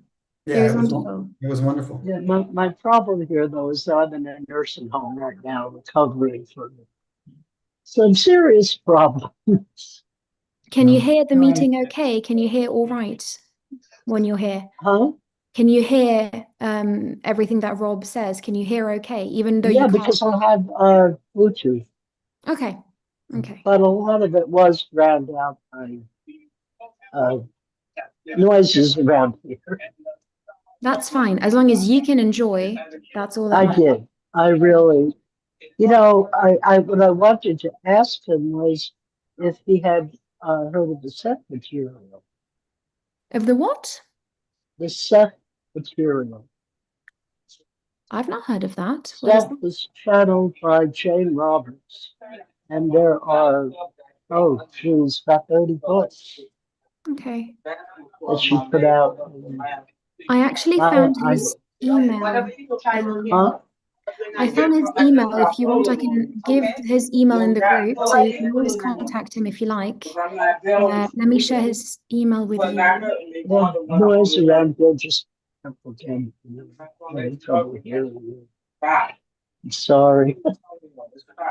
I really want to stay on, but this is a little difficult. I'm going to just listen in for a while, okay? Okay. Okay. For anyone who likes, this is the email. light@yoursoulsplan.com. I believe that's the email. Yes. And I'll share the contact page as well for Cheryl and Gul and Angela and Mark, if he likes. There we go. Emmeline, I was gonna say to you, sometimes you see someone communicate something and then you kind of hold that in your mind for a while. But anyway, one point you were describing feeling like your parents are foreigners in a sense, and I've kind of carried the same thing throughout my life. So then I tried to put some understanding to it. And at one point, I kind of came to a conclusion that if I was a monk in a past life and I was living in a certain type of body where the magic of being a monk was possible, and suddenly I reincarnate in a white body, which is so full of skepticism that it's difficult to kind of manage or bring about spirituality, then it's easy to kind of feel like nothing works, or these people aren't my people, or so anyway, that's just another way of thinking about it. Having a certain skill and you can't manifest it in the frame or existence that you're in. When did I say that? Did I say that today, or did I say that another time about my? Yeah, just another time. Okay. Uh, Yeah, one of my earliest memories was telling my mum. It wasn't so much actually that I felt they were strange or anything. It was really me. I remember telling my mum, in a very Truman Show-esque way, okay, you guys are lovely. I don't know where the cameras are hidden. That's fine. You don't need to tell me. I know you're not my parents. And by the way, that's totally fine too. Like, no hard feelings, because I'm from Mars. I'm not from here. So it's not your fault. The very classic, it's not you, it's me. That was very much that. So I had a very strong, all-encompassing sense of I am on the wrong planet here, and you are all lovely. There's nothing wrong with you. There was just a glitch in the system. I was not supposed to be sent here. And so that was my very earliest sort of tonal recollection of life at a really young age. But I've been blessed with an incredible family. So, everything in its opposite can be true at the same time, for sure. Yeah. I was never that verbal about expressing those things, but my tendency was just to kind of live in a world of in my own mind. And so then I kind of shut everything out. Even today, some of my curiosity about the outside world was kind of diminished, but yet I have these kind of rich conversations occurring within my own self. So I guess that's maybe the way I adapted. Did that also manifest as solitary hobbies at a young age? Yeah. Oh yeah. I spent the last 3 years just building a house by myself. Oh, wow. And every once in a while, I feel like, oh God, I want someone to talk to. And so I just like walk out in the street when I saw somebody walking by the house, and I'd start up a conversation, like I just need to Yeah, I haven't talked to anybody in a month. I just need to talk to somebody. Like, you'll do for now. Yeah, that makes sense. You asked the question about clairvoyance too, just today. And yeah, everybody has the potential. So it's just, can you get yourself in a situation where that potential can be realized in some way?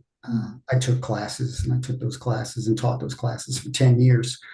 So I'm kind of caught now, reading everything, looking at everything, seeing spirit guides around everybody, feeling the energy around people. Sometimes I'm sitting in my house and I hear the conversations my neighbors are having, and I'm like, man, this is maybe too much information.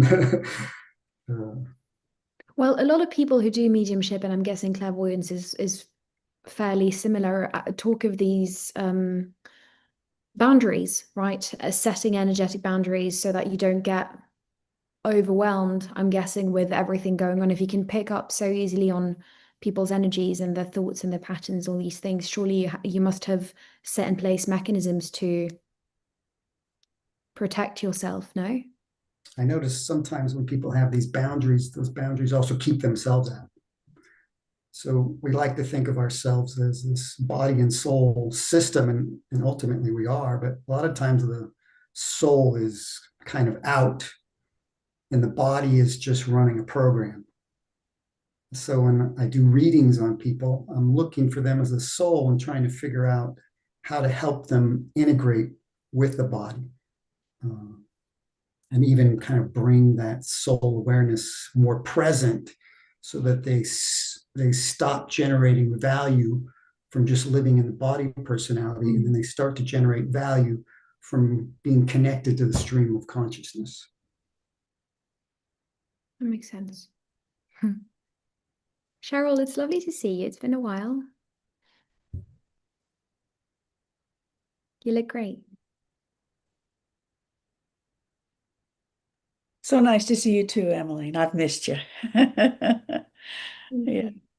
I was in South Africa with visiting family over there, which is why I was absent for the last couple of sessions, yeah. But it's lovely to see you all. All right.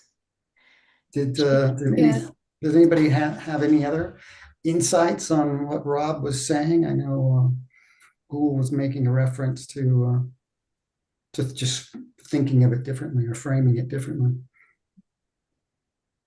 I don't know if anybody else wanted to try and express some insights about how what Rob was describing, how it kind of felt within them. I was enjoying it, and I was enjoying kind of Rob's character. I just noticed as he was talking, there was kind of an ego dynamic for me playing out of what if I'm used to existing in a certain expression or a certain way of framing the world, then it's kind of like that framing of my world, like how does it integrate with him? So there's like this inner kind of psychological battle, me defending my insights versus his insights. And so I'm like, well, all this is kind of silly, because we're all going the same place. So like, what's this tendency to kind of want to live in this kind of third chakra I self?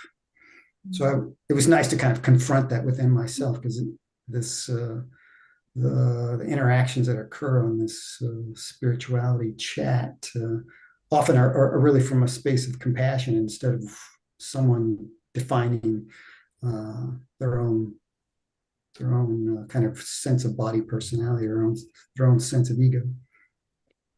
Right. And I think we also need to,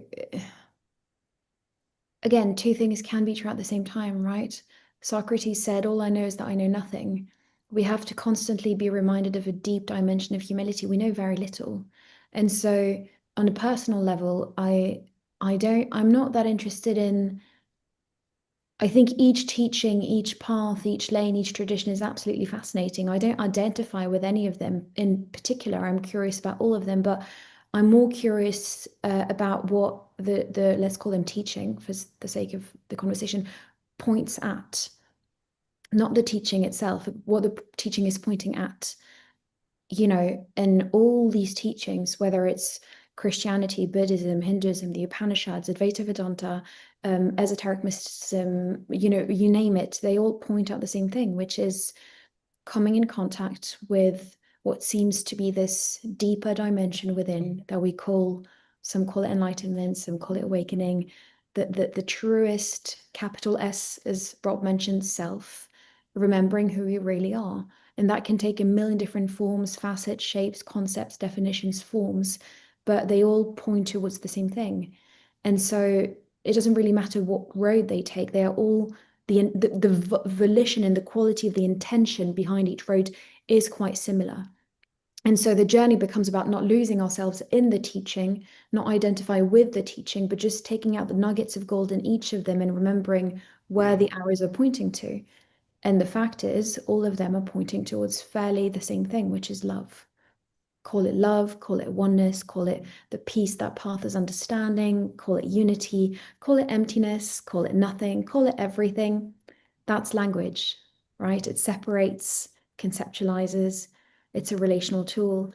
But the truth that is pointing out seems to be quite collective, and I found that to be way more interesting. So if we can remain humble and flexible in our ignorance and yet in our wise curiosity, then the boundaries of what we seem to know and therefore the ego wants to defend dissolve.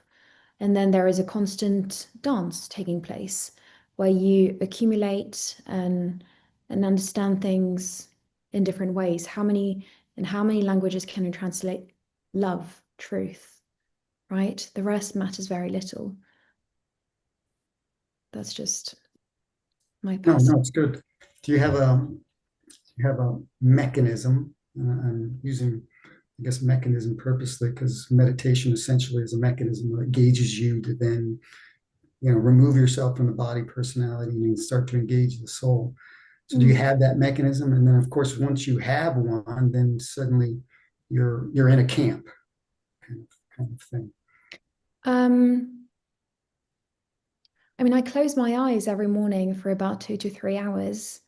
I've sort of stopped calling it meditation because again, there is no technique, I'm not doing Vipassana or Anapana or mantras or visualizations. I'm just being. But I guess that's still a practice in some way for certain people. Yeah, it's still a mechanism. You Yeah, just I guess might it's a be mechanism. Yeah. not applying a name to it. I just Yeah. noticed, kind of the same thing, just sitting in meditation. And sometimes I'm not trying to make it into something. I'm just sitting there quietly. And I just noticed the kind of the conversations in the body personality, are kind of they're kind of like, hey, you're gonna have to make a sandwich at some point, or hey, the dog is gonna have to walk at some point, like just those stories of the body personality play out. I noticed after about 2 weeks of meditating, that body personality finally just kind of goes away. And then you're left with just your kind of soul self. And then you start to see spirit guides, they'll heal you. You start to kind of find yourself in that other world, not the body world, but in the spiritual world, and expressing through it. And so it is neat to transcend the body personality and get some perspective that you're not it. And then life becomes a meditation at some point. Yes. Eyes opened, eyes closed. It doesn't really matter. In silence, in conversation, the underlying container of awareness of it all is always there, and it becomes the thing you sort of lingering the most, rather than the fallacy and the illusion of the mind body entity, which are just impersonal movements of energy moving through you. So yeah, at some point that just becomes life. I've heard some people describe that their soul is no longer in their subconscious, so they don't have to meditate anymore, which is kind of an interesting thing because like yourself, I spend time meditating, and primarily I'm meditating so I can turn off the body personality and transition to in that moment kind of expressing as a soul. So it's interesting to hear some people say that there's a point in time where you then release yourself of the mechanism, but you're still going to express in some way. So. And I mean, it's the difference between need and want. You don't need to meditate, but you might want to keep on doing it, because there is something when you shut the absolute immersion of the five senses, you know, when you close your eyes and you stay in a room where there isn't a lot of noise activity and you've not eaten anything and there is no particular smell. And when the impact, the sensorial five doors impact becomes very diminished on your experience of reality. So the end of seeking has already occurred. There's no need anymore. There is just a sort of movement of creative inspiration that is found beyond the experience of the five senses. And so meditation becomes, again, can we even call it meditation? Because then it just becomes life, right? Just dwelling in this conscious awareness constantly, but it just so happens that it's with your eyes closed, not doing much. But yeah, the need at some point ceases. There's nothing to achieve, right? When you understand that you are already it. It's just a sort of wonderful space of creative deepening, of just meeting love unfiltered. Sometimes my meditation will change from just kind of a state of being to recognizing that my state of being is not enough. So actually, I'll challenge myself sometimes as a soul to be kind of filling myself fully, as if we're good at kind of hiding some parts of ourselves from ourselves. So I'll bring myself in as a soul into my body, and then I'll try. It's almost like a battle, but I'm trying very hard to hold it, and then suddenly I lose it, and then I hold it, and then I lose it, and so that kind of back and forth at some point I'll play with in meditation. So then it actually becomes more like a job than just being. But anyway, that's just kind of an insight. And then not only is it just the five senses, but it's also the three lower chakras, because you process the body personality in survival in the first chakra, emotional world in the second chakra, and your expression of will in the third chakra. So if you close your eyes, you can also kind of turn down the gut brain. It's always sending those signals up to the brain. And then you can start to stimulate the upper chakras, being the fifth, sixth, and seventh, where you speak your truth in the fifth, and you see your truth in the sixth, and you know your truth in the seventh. And then if that center of knowingness or if seeing something allows you to kind of unwind yourself from a pattern, then it becomes kind of important to own the sixth chakra. So that's some of why in meditation I'll spend some time kind of pushing or propelling myself into my sixth chakra to get a greater ownership of it. And there's some pain there. So I'm trying to kind of get past the pain. I'm kind of pushing myself to do that. So you hear about some people that seek endlessly and they apply a lot of pressure to themselves. And you hear about other people that just kind of sit in meditation. They feel some degree of connection, and that's enough. So it's just interesting to see how different people experience or express it, or meet the challenge that meditation maybe can encompass. We've all written a different play for each other, haven't we? If that's a way of summarizing it through Rob's intervention. Yeah. We're all one and we're all here, but we're all here probably to fulfill different various paths and purposes that all will feed eventually the wisdom of the collective consciousness. So yeah, we're all using meditation differently, which is wonderful. It's an endless creative tool. So you go and challenge yourself, Mark. Keep on doing that. It's not that dramatic. No, I'm joking. It becomes less dramatic as you get kind of used to doing it. Matter of fact, recently I've heard myself as a soul say, I want to be me. And then it more engages itself to be present than feeling like I'm trying to use some intention to make it happen.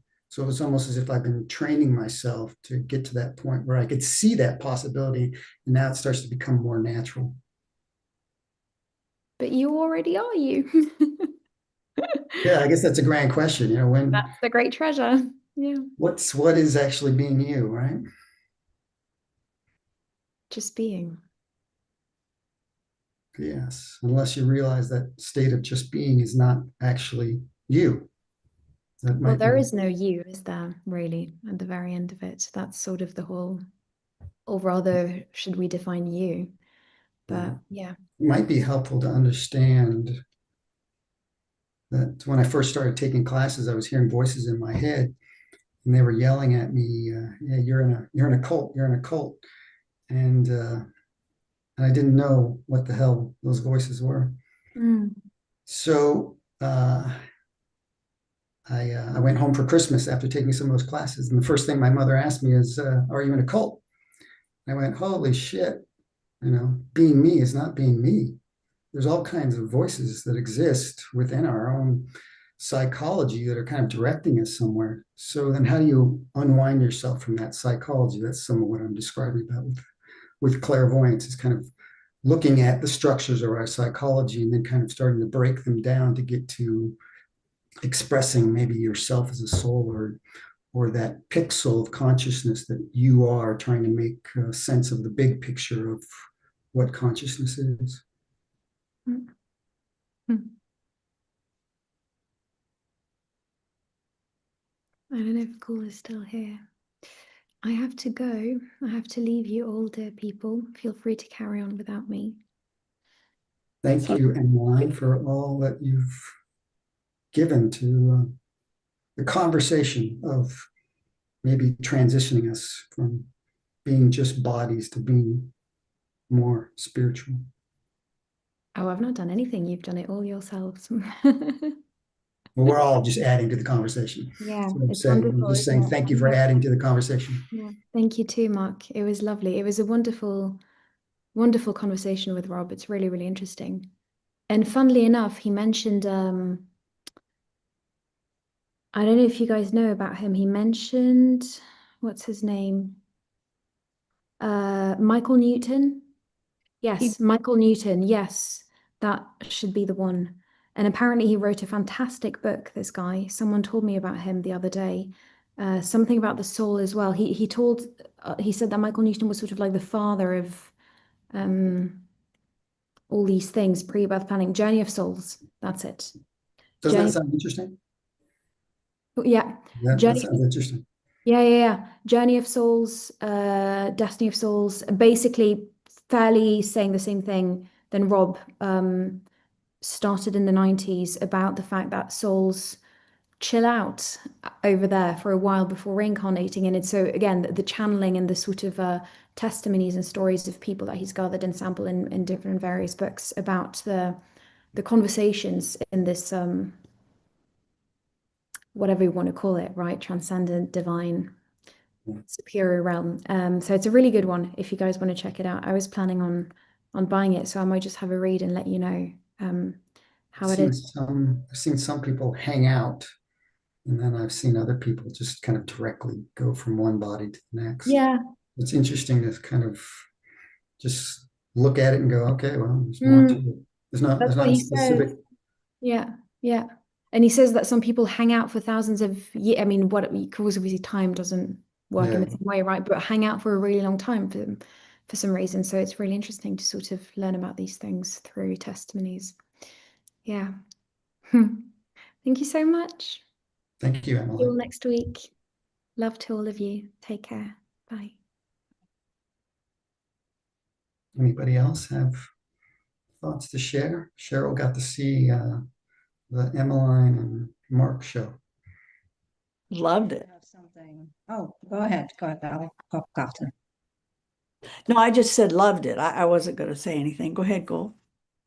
Gul? Good enough, yes. I think my internet is a little lagging. Can you hear me? We can hear you, yes. Okay. Mark, right? Yeah. Okay, yeah. So I was thinking, you mentioned about becoming the self and learning the difference between the self and I guess like the projections or the expectations being placed to you by the society. Have you heard of the Luciferian path or the left-hand path? Because I think you might be interested in learning about and reading. It's people confuse it with Satanism, but it's not actually. It's two different things because actually Satan and Lucifer are two different things. They're not the same, and they're actually also concepts come from Christian Judeo-Christian theology. But this is beyond. It encompasses search for self and becoming oneself and learning to differentiate between projections made by others and expectations and elements of yourself. You may want to Google it or look it up. I'm just putting it out there because it helped me to find myself. That's great. Yeah, if you're interested, just something to think about. Right, right. It is interesting. I like to listen to podcasts. So sometimes it's fun when people talk about some of these certain subjects. But there are things like what you're describing, Ghouls and Neb, that don't seem to ever get talked about. So then it requires some kind of deeper challenge to dig into. I mean, the book I'm reading right now is really great. It's called Apotheosis. Can you see it? I wonder why it's It's not a little coming. blurry. I'll put it in the chat. It's called Apotheosis, and it's a great introduction to the left-hand path and the practices and the ideas. And it is all about the self and becoming oneself. That's why I love the path, Right. because that's what I like doing. I like becoming myself. Yes, yes. Now the grand question is, what is the self, you know? And it helps you discover it. When you embark on the journey, you discover what is the self and what is your particular version of the self. Right, right. And the author is Michael W. Ford. Okay.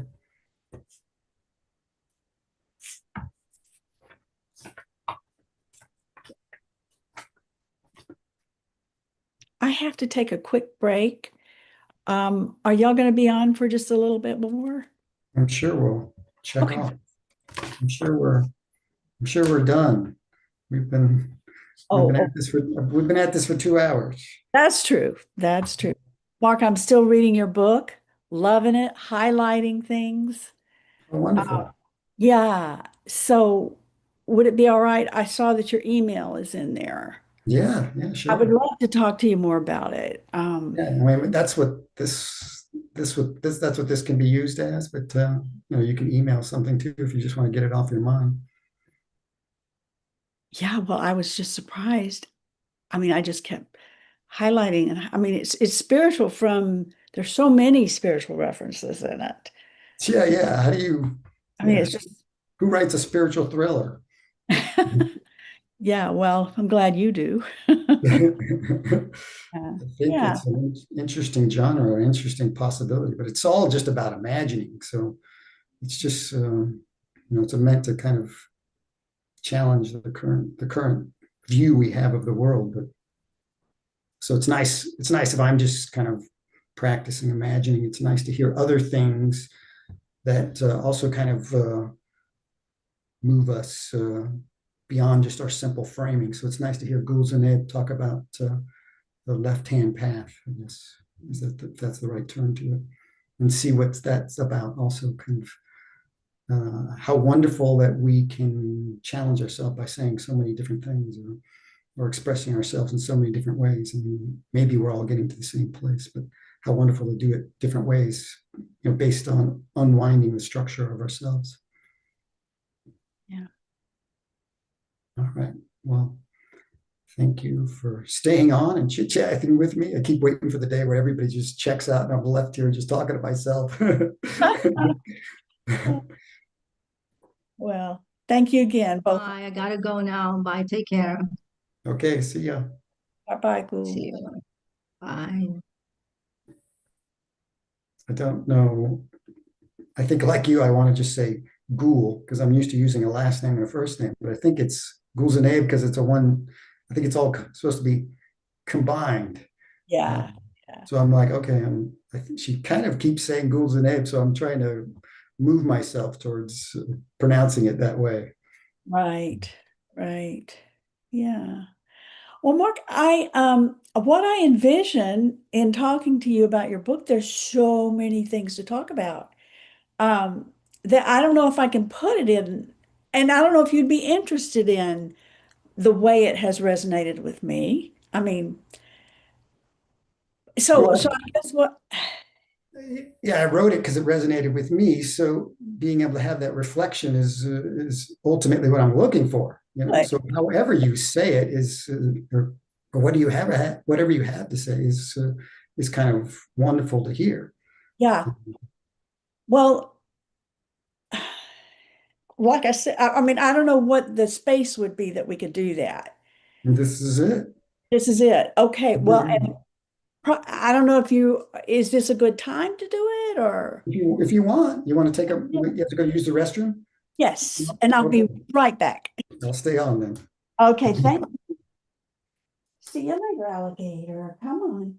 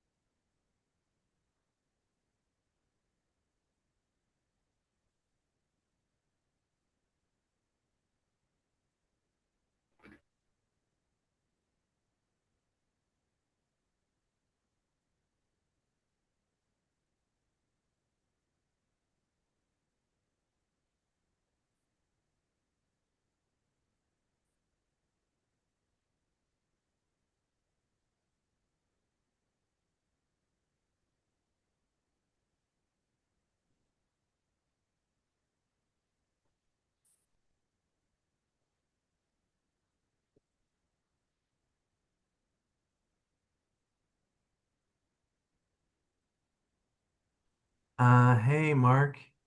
Does it expire at some point? Uh, let me just unfortunately the streaming is still happening, you guys. So, okay, you're laughing. That's good. So you didn't discuss anything like super private or anything like that, right? No, no. This is all just an extension of whatever we've talked about previously. All right. Hold on a second. But there was, hey, just for the record, there was a nice little debate between Emmeline and I about. Oh, yeah, so that's all recorded. So yeah, This that's classic for you to have that. okay, good, good, good. That could be a So, podcast in itself. well, I'm looking forward to watching it. And I just wanted you guys to be aware that this is happening, and then the stream will end after Mark logs off. Okay, so I'm gonna hop out now and carry on. You guys just remember you're being recorded. Okay.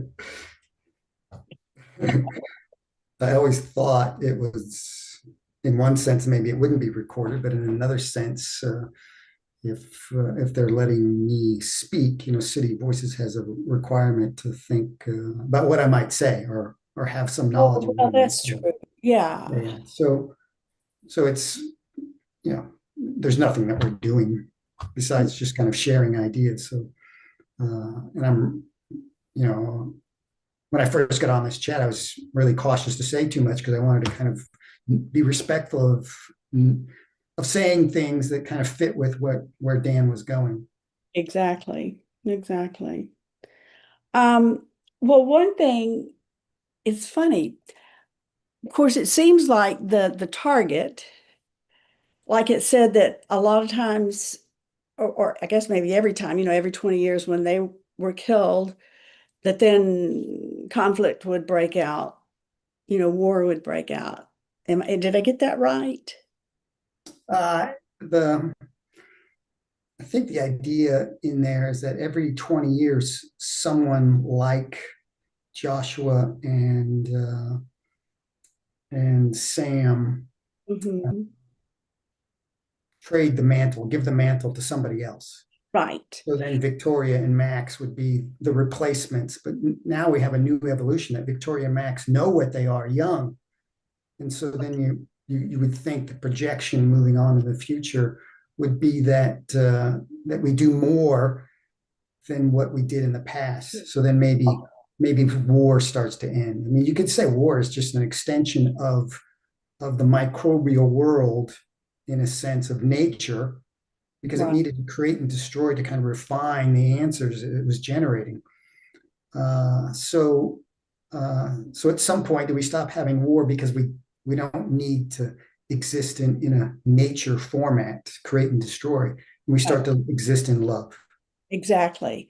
And I'm only at Joshua right now, reading about Joshua. So I want to put that in there. But I'm already seeing the I love this, that the target is really carrying the, what seems to be carrying the what is this?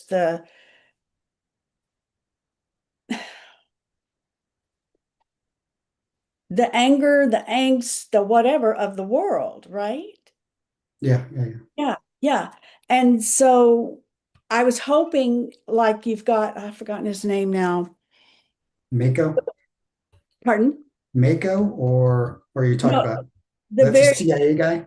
yeah, the CIA guy. Okay. Yep. So I was hoping that when Sam and the CIA guy met or whatever, came in contact with each other, that it would be different than the ones that went beforehand. And Mhm. sure enough,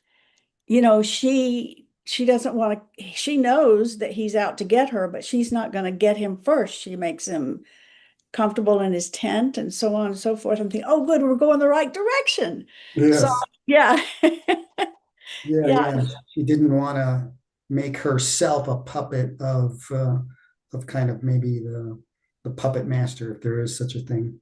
I'm trying not to give away anything. yeah, it's kind of hard, I know.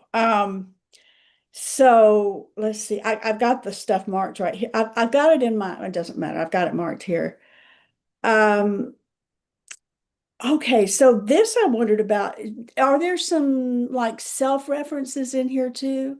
The whole thing is Yeah, experiences that I've had, and some of yes. those experiences that I didn't have happened after writing it, Isn't that something? as if the whole thing's like a tutorial to myself of how I've lived and how I'm where I'm going forward. Yeah, yeah. Some people want to say the characters are this and that, but all the characters are just me, just an expression of me. Well, we are everybody. I mean, Yeah, in my yeah, in my thing, we are yeah. all, yeah. Um, yeah. Well, then I just never mind that one. Um, let's see. So the Golden Villagers, that makes sense. The Golden Light, the Helpers. Um, the pain you stimulate is deep within everyone. Mhm. That just keyed me into, of course, if yeah, anyway. What I mean, everybody has a skill or an attribute, Uh-huh. and when they present themselves, the people around them feel something. So I was just using that concept and extending it to something that kind of pierced the physical world. So suddenly she has this ability to make everybody feel the deep pain within themselves. And it forced them to confront that they're living a lie if they're generating so much pain. Exactly. Well, like you said, hearing that she just brought to the surface pain that already existed, she could believe she was not an evil spirit. Yeah, that was Nuru. No, that's not Nuru. Narmeet, No, it's no, Nuru. Harmeet. Harmeet? Mhm. Oh, Harmeen. Okay. Yeah, yeah. There's a lot of characters, a huge amount of character development in this thing. Huge. Yeah, I mean, and I'm only to Joshua and I'm just learning about him Yeah, yeah. and I love this. she asked the guide, "What is this we're doing?" And the voice, her guide, said, "We're figuring out how to change an ancient part of ourselves." Yeah. And that's what I think maybe we're all Yeah, wanting. yeah. We generated, the humans came out of the mammal world, and what do we kind of understand?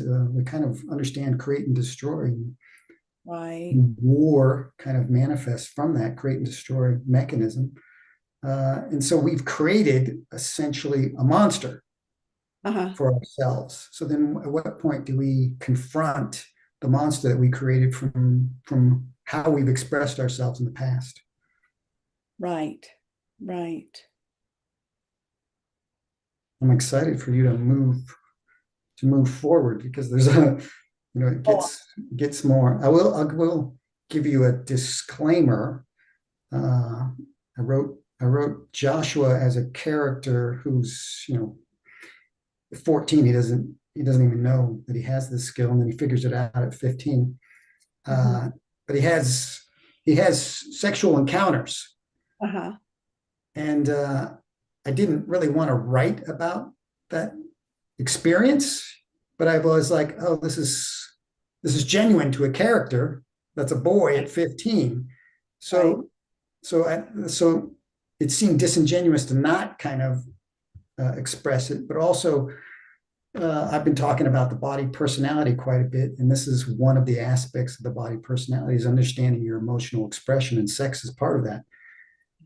So for him to transcend survival and emotions and expressing his will, he had to experience all three of those things to kind of know he was something beyond that.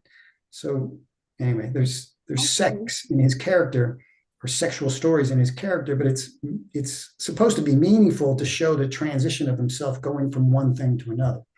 Right. But someone accused me of just playing out some teenage boy fantasies, that I gave some character this ability to possess girls in some way, and then I just had my way with them, And I was like, God, that's such a small framing of what I was trying to do, that I don't even want to even talk to that. So that's, sometimes I thought about just removing it, and other times I'm like, oh, just leave it, just see what happens. I love the way you make your characters real. That's even in the details that you, they really come alive. That's neat to hear you say. Yeah. I spent a lot of time just kind of living through them, and that the thought of, you're reading something good, you should experience yourself kind of as the character and kind of move along with them. And how interesting to have a female character that you relate to, and then later on have a male character that you relate to, and then see how that kind of changes you, or changes your own mind as you go. So you could say it's kind of an evolution for oneself to jump from one to the other. It is. That's what I love about a book, where I can learn about myself, I can learn about others, I can learn about the world, the whole world stage. And your book does that. So it might be interesting to hear that I wrote this female character, but I never really saw a female being able to present herself in such a way that it was symbolic of the character. And sometimes I wonder, just like, why aren't girls, especially young girls, expressing more of a spiritual expression? And then I watched Emmeline on Bad Gap. And I was like, I watched it, and I went, oh, how cool, this young girl's expressing something. Then it came to me afterwards, oh shit, this is just like the character. And then a question got asked at one point, or she asked, or maybe I think Dan asked her a question, like, would she do a movie again if the right script came along? So, oh, that's funny. I'm just going to send Dan an email saying, here's a story about a girl that meditates. And Emmeline said I would never do a character unless the character meditated. And I was like, well, here's a story. Maybe Emmeline should read it, and who knows where it goes. Uh, so that was how I got into this group chat, is by sending that email. So I don't know if Emmeline ever heard that from Dan, but that's kind of the how I got here. So how funny, that the guy that writes a story about a young girl meditating is co-hosting, I with know. someone who kind of represents that. The symbology of it's kind of amazing in some sense. But she probably still has no idea that the book exists. And I'm not really one to kind of present these kind of things or push them too much. Sometimes the door opens and you go, okay, I'll kind of say something. But this is Dan's thing. So it's not really about for me trying to sell something.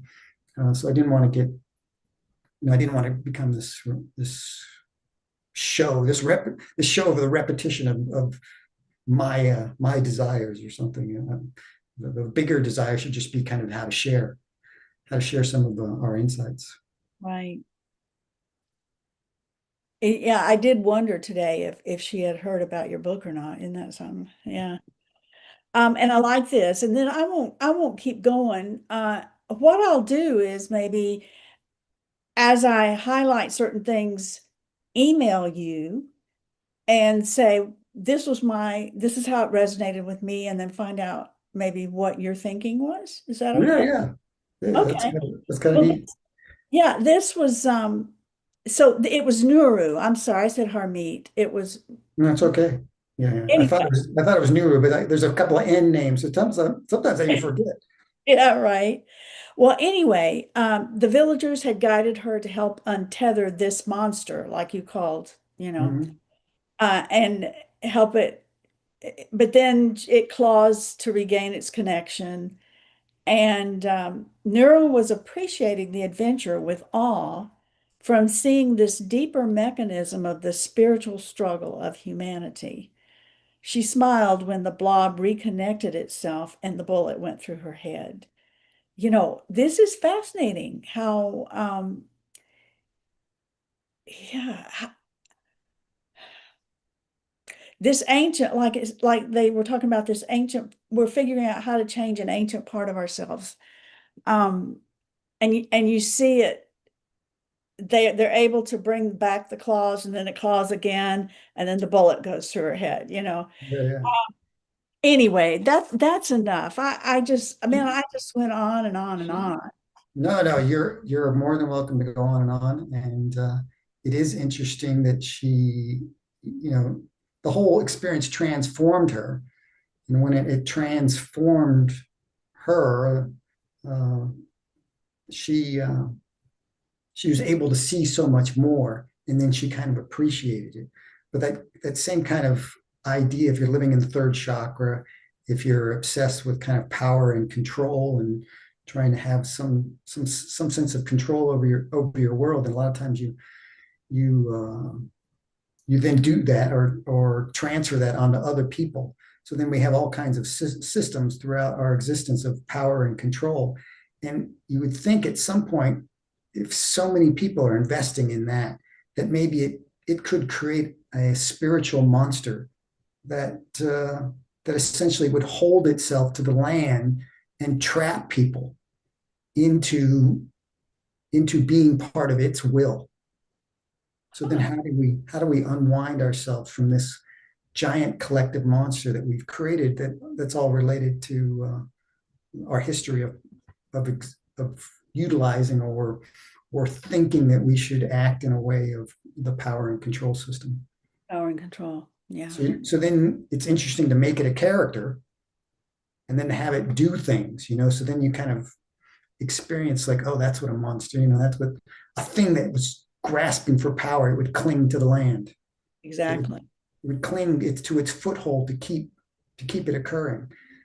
And then of course, once you threaten it, then it lashes out. And the manifestation of that is a war. Mm-hmm. Exactly. And every 20 years, those wars occur because someone is born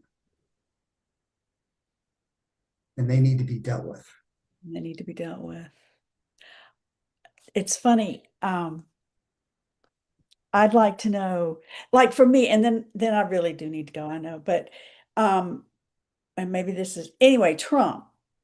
I love him and I despise some of the things he's doing. And, it's everything in the mix, all the emotions in the mix. But I do have this feeling that he is another one of those who's only bringing out in each of us what's already there. Mhm. Yeah. He's doing it in spades and people don't get it, and that's Yeah. okay. They don't have to get it. I don't know if I get it, but you know what I mean? It's Yeah. fascinating to watch. I was Really. triggered by him in his first term. And then Uh-huh. at some point, I'm like, what the hell am I triggered for? I'm like, I don't even want, like, I don't even care about this stuff. It's, if you change your own psychology, then you change how the world reacts to you. So you don't even need to pay attention to politics. Oh. So I'm glad now that I'm kind of neutral to it. And if things aren't working in this capitalistic structure, and I know a lot of people want to defend that it is, but you just look at homelessness or autism, or you look at health concerns, you look at so many different measures, it's not working. So maybe we need someone to stir the pot to make us all reflect on whether this is a good way of organizing ourselves or not. And I think ultimately we'll continue to come to other conclusions. Yeah. Well, thank you, Mark. I've really enjoyed this. And yeah, I'll keep on. I've had more company, so I haven't been able to read like I want to, but Yeah. There was a friend of mine that was reading like little bits at a time. He's like, yeah, I'm getting to it. I'm getting to it. And all of a sudden everything just kind of clicked in for him. And then he just like spent a week reading and he's like, oh my God. He's like, I was taking it in just these little bites. And he goes, and then something grabbed me. And he goes, I could not put it down. And I was like, oh, how cool, that, because I kind of felt, in some regards, kind of writing it kind of felt the same way. It might be interesting for me to tell you that when I edited it, and I edited 8 times, every time I would cry. Mm-hmm. Certain parts, mostly it's about when the characters transform and they see something within themselves that makes them aware of the kind of stuckness or the suffering of their own expression, how it's generated that suffering for themselves. So anyway, it'd be interesting just to hear if you experience some emotion or not. I can't gather that anybody else would kind of experience any emotion, but every time I edit it, it would touch me in such a way. And I go, God, this is nuts that I've written a thing that is so self-soothing that I cry at my own writing. This is almost like a comedy or something, that you would put in a movie. You're watching this guy writing something and then crying about what he's written. This is hilarious. Don't you think it's a catharsis maybe of some kind? Oh, it's certainly, yeah. Yeah. You live in a world that refuses to see you as a soul, and then suddenly you go, I don't want to do this anymore. I'm going to write a story that begs that we begin to see ourselves as a soul, and that whole thing can be cathartic. But it's the unique transitions or transformations that the characters go through that's where I had that moment, or those moments. And sometimes it changed from one book to, or from one editing to the next. Like sometimes I would get neutral to kind of one mechanism, but then later on a different one would kind of strike me in a different way. And I'd go, oh my God, just like you're describing her in the tent. Yeah. She could have done so many different things, but she's like, no, if this guy has to lay here, he should be comforted in some way. He should be out of the rain. He should understand a sense of love expressed towards him. Exactly. That's what was it. See, I go into the real excitement. See, for me, I feed on this kind of thing of, well, I used to say world peace, but us understanding who we are individually. I mean, we're all this, whatever, in a harmonious way. That's just, have you ever done the Enneagram? No. No. Well, anyway, there's so 9. It's so funny that I've done so little in one sense, but in another sense, I've done so much, You have done a lot. You've done a lot. But anyway, the type that I am comes out as peacemaker. From this little, I cried when my friends would fight. It's like, no, no, no, no, no. Anyway, so I get excited when I get some of those same vibes. Yes, that sense of essence of self that gets to kind of express through you as you touch into something. Mhm. Yeah, Exactly. those moments are wonderful. Yeah. Well, thanks again. And Yeah, I'll and be emailing you. Oh, well, tell me your email. It's in the book, but yeah, what? it's on the yeah, it may not be in the Kindle version. But anyway, it's author Mark Lemon, just as it's spelled on the screen, Right. at gmail.com. Okay. No, I went ahead and got the book. Oh my gosh. Yeah. So Author. then you've read the back then? I did read the back. Is Yeah. that's a fun way to kind of, you those backs are often so pretentious, this Yeah. professional read this and this professional read that. And I was like, I'm just going to mock this whole pretentious nature of books. And I'm going to put on the back just kind of jokes and insights, So I thought, what a fun kind of framing that is. But it makes you feel like you will feel an affinity with the author too, That's neat. That's Yeah. neat. Well, okay. Have a good week then. And And we'll I'm hoping you share again next week, or we can have a moment like this again. Okay. Sounds good to me. Sounds good to All right. me. Thanks, Mark.